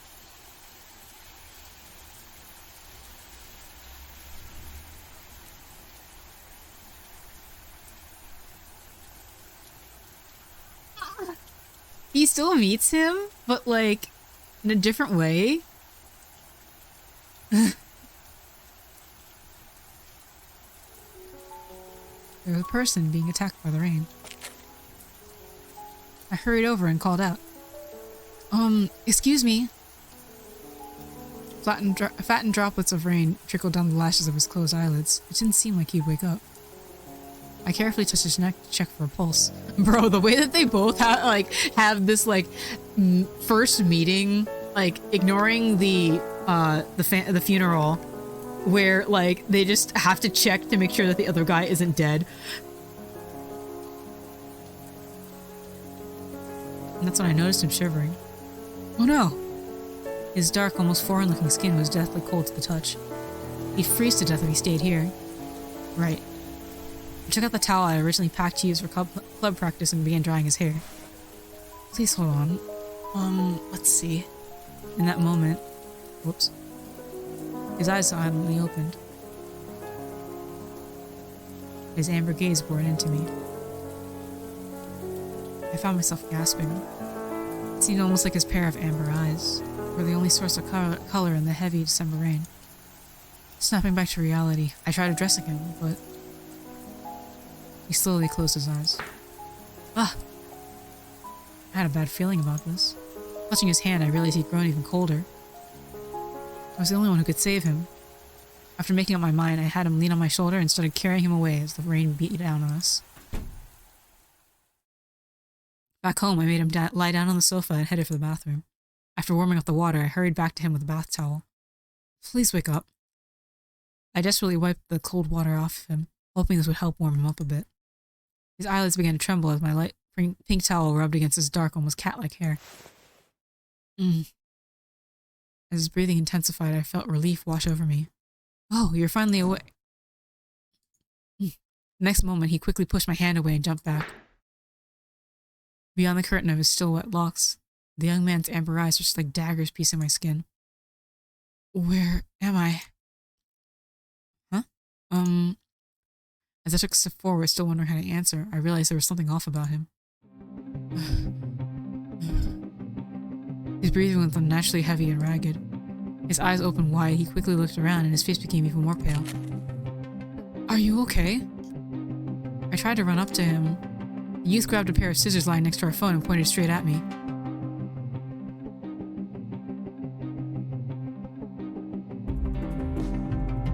Where am I? My knees trembled like leaves in the wind. I was all of a sudden paralyzed by fear. Why did I bring this person into my house? The man, still pale as a ghost, raised his voice to a yell, almost as if to drag my inner thoughts into the open. Answer me! Where am I? Answer honestly? This is my house. And why am I here? Well, answer me! Clearly desperate, he took a step forward. The scissors were on closer, and I couldn't look away from their sharp edge. You were unconscious in the park. You were soaking wet, so... In the park? Yes. The young man paused to think for a moment, but kept the scissors pointed at me. What did you do to me? Huh? Answer me. Nothing. I carried you here from the park and dried you off with a towel. That's all. I see. You're trying to help me, huh? Huh? As his whisper-like voice perplexed me, the man put the scissors down and went to the entrance. I warmed up a bath, so why not, As I called out to him, he collapsed on the spot. Oh, rip. I need to get ready for bed. See you later. It was fun watching. Thanks for coming. I hope you had a good time. I'm almost done. I just got sucked into this now. I was like, I'm gonna wait until Suo meets Mamiya. But now I'm just here because they gave me more of my ship. Yeah, it's a good story. It's a really good story. When I rushed over and held him up, I noticed something red staining my hand. You're bleeding. I called out to him but got no response. This unconscious man was bleeding from his stomach. Oh, hello. He must have been ignoring his wound since he was out in that rainy park. I was scared of dealing with someone who would threaten people with scissors, but... I'm more scared of throwing a half-dead person into the rain. I'd probably regret that for the rest of my life. I gathered my resolve and carried him in once more. Whoops. You mustn't push yourself. Your wound looks pretty deep as it is. Pressing the towel against his stomach, the young man carefully sat up on the sofa. So are they pairs? So like... Hold on. So you have like these two, and then you have Haruki and Minato. Even though like Minato is childhood friends with Yo. But like they don't really interact as much as like they're generally together in those pairings. Okay.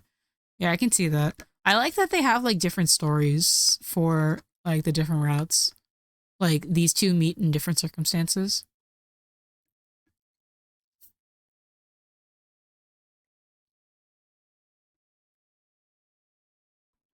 I'm finishing my water. Pressing the towel against his stomach, the young man carefully sat up on the sofa. Is this your doing? I'm sorry for being so meddlesome. I promise it's the last time. I know it might be difficult, but please try not to move. At least until the bleeding stops. When I said that, his tanned fingers slowly touched the towel. Then he spent a while just looking at it gradually changing color. Where am I? Huh? At my house? That's not what I meant. I'm asking where this place is. Huh? Actually, I don't remember anything from before I woke up. What do you mean? The young man's tone grew heavy. It's as if he himself had difficulty believing his own words. I can't remember anything. Not where I live, nor what I was even doing in the first place. This is a good ending, actually.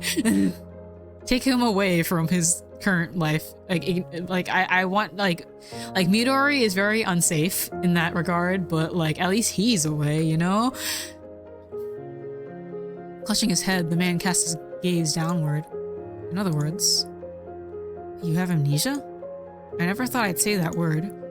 The lanky man furrowed his brow and closed his eyes. To me, it looked like an obvious nod of acknowledgement. The room was completely shrouded in silence. So much so that even the tickling of the clock began to irritate my ears. Can I ask something? Do you remember your name? I still don't know what to call you. Ryo. My name's Ryo. Ryo? The moment I heard that name, the person in front of me gained a clear outline for the first time. As if the name itself was making it clear. With the amber flash of his gaze, the fingertips touching my towel, there were no longer things to be afraid of. I'm Suo Kato. If it's okay with you, you can stay here until your memory returns. Huh? Don't you remember what I did earlier? I do, but you were too confused at the time. There's no way I can blame you for that. My parents are currently abroad, so I have many brooms you can use. Ryo looked at me like he couldn't believe what he was hearing. That's not what But you need help, right? Ryo's eyes widened in surprise. Suo, you're so good to him! Ah! He deserves it, but also you are so good to him! You're such a good boy! Thank you for taking care of him. I'd appreciate it. The answer came in a low, barely audible voice. Sure thing. That is the face. Here's where you'll sleep. The bathroom's right here when you enter the hallway. Cute! Nope. Okay, that full screened it. Shit.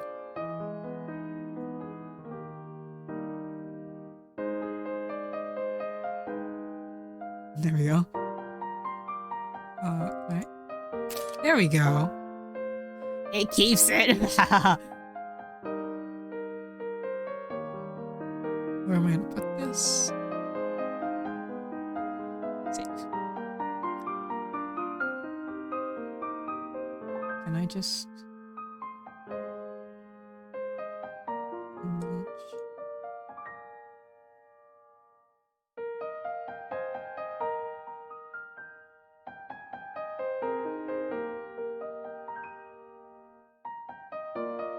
Where are they?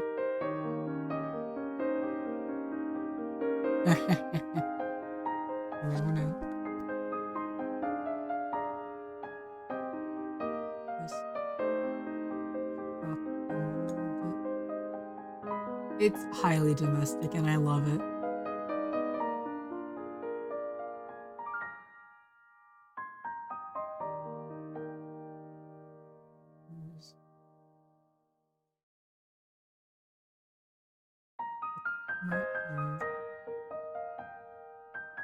And then let's see here.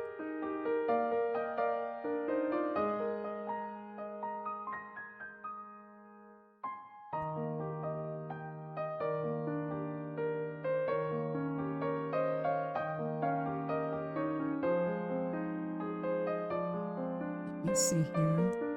I think I need a background.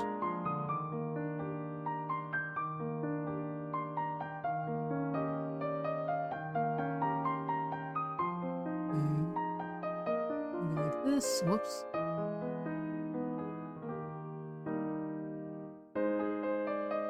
This music is so nice. Actually, you know what? Can you even read that? Hold on.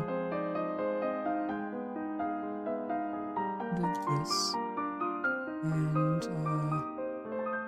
center it.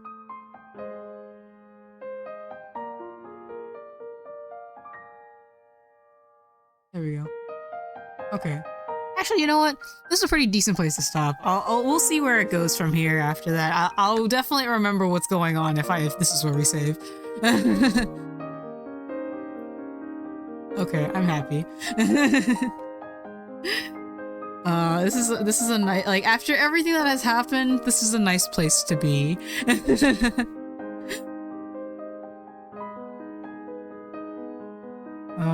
It's good. And like, you can tell that, like, here, wait, where is it?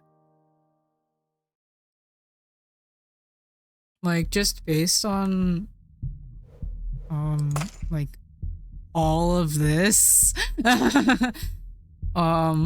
there's so much content still. Like, I've gone for 4 hours and I've, like, got I've really only gone through like 2 parts of this first episode, and there's like 3 more, or at least there's 2 more going, and I still have like other stuff to do.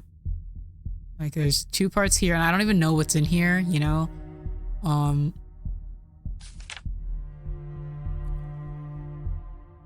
So yeah, I'm gentle 15-year-old who finds his life boring. As such, he has high expectations for the young amnesiac he swims upon. I like that he exists, honestly. I really like that, like Ryo is a, like, terribly traumatized boy and, like, abused and everything. Minato is, like, depressed and trans and everything that goes with that.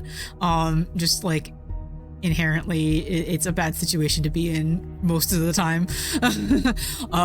Especially in Japan. I don't know what Haruki's deal is yet, but he seems to have something going on with him. And then, like, but like, Keito is very normal. Like, I as a generally normal person who, like, this is like, I like when people are just normal, but also just have, like, they're like, some stupid shit happens and that's what they have to deal with. I like that. We'll see what happens with him. Like, yeah, I wonder, like, I get the feeling that the majority of this route is him just being by himself without his parents, and like, Ryo is just kind of there. Kind of like how Keito was just kind of there for Ryo's route too. Like, he's a source of solace, but also like, ultimately does not change Mamiya's effect on him. So we'll see. I can't figure out how, like, Mamiya can, like, insert themselves into, like, Keito's life. But, like, I kind of understand, like, your life is so mundane and you're, like, content with that mundanity, but there's still, like, a longing for more, and I think that Mamiya can probably latch onto that. That makes sense. But yeah. I think, like, I don't know what I'm gonna be able. I have so many games that I've started now, and all of them are, like, so story heavy. Like, I still need to continue Ghost Trick. I have, like, an uncompromising desire to continue, like, what's it called? Tales games ad infinitum. That's the word.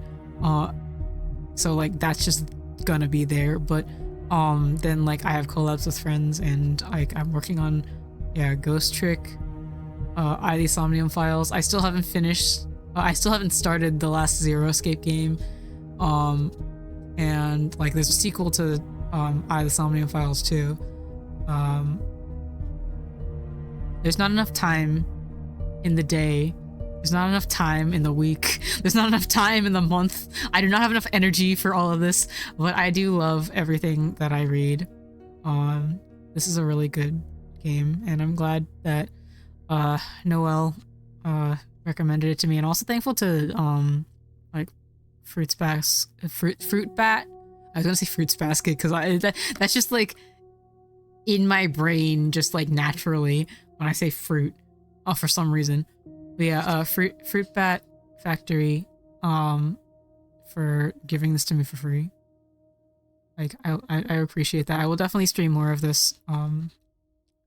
Yes, that's exactly how it went.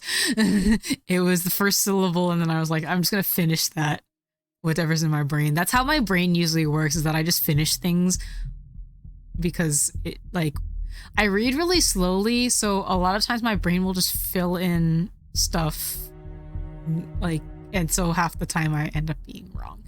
It is what it is. I just have to deal with that.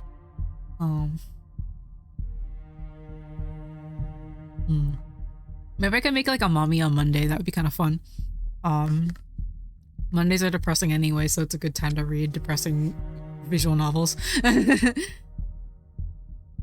yeah, there's so much love is put into this, actually. Like, there's like so much interesting like music, CGs. They really, like, according to Noelle, they really put a lot into this update, because like originally it was only like the first 2 parts, right? I know that the Doomsday Dreams is the new part, right? So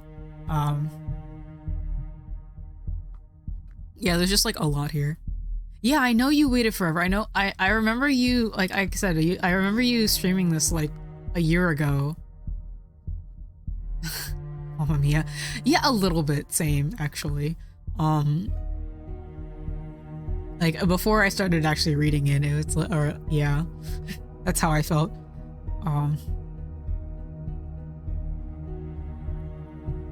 Anyway, but yeah, I will definitely do more of this. I'm like low-key probably going to do this on Monday if I have the time.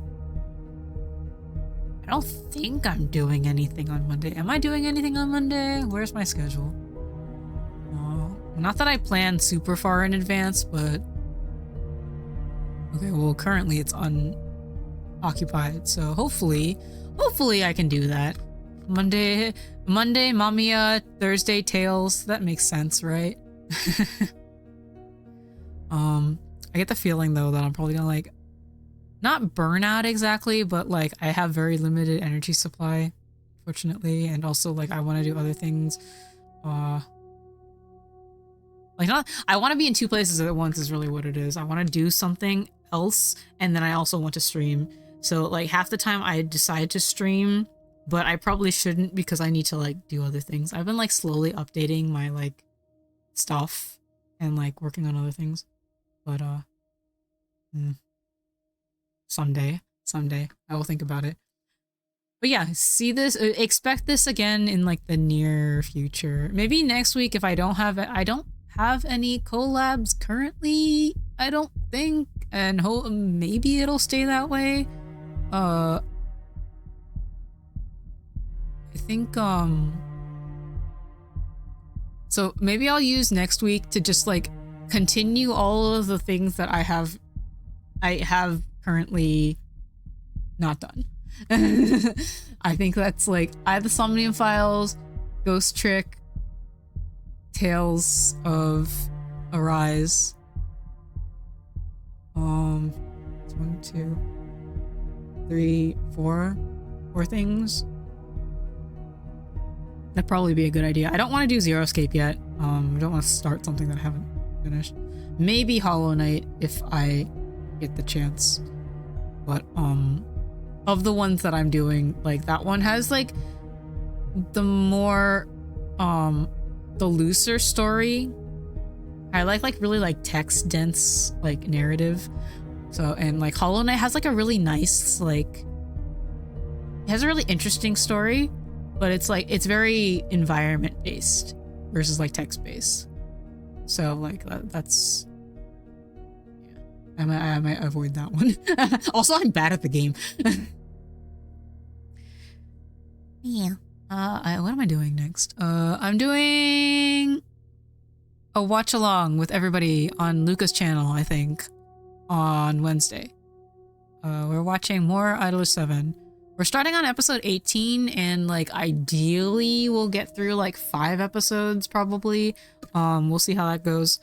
And yeah, and then the rest of my schedule, even though it's like a really like low effort schedule, it is on my Twitter. I need to pin it on my channel now that I remind on my profile actually. Where is it? Here it is. So yeah, it's pinned to my profile.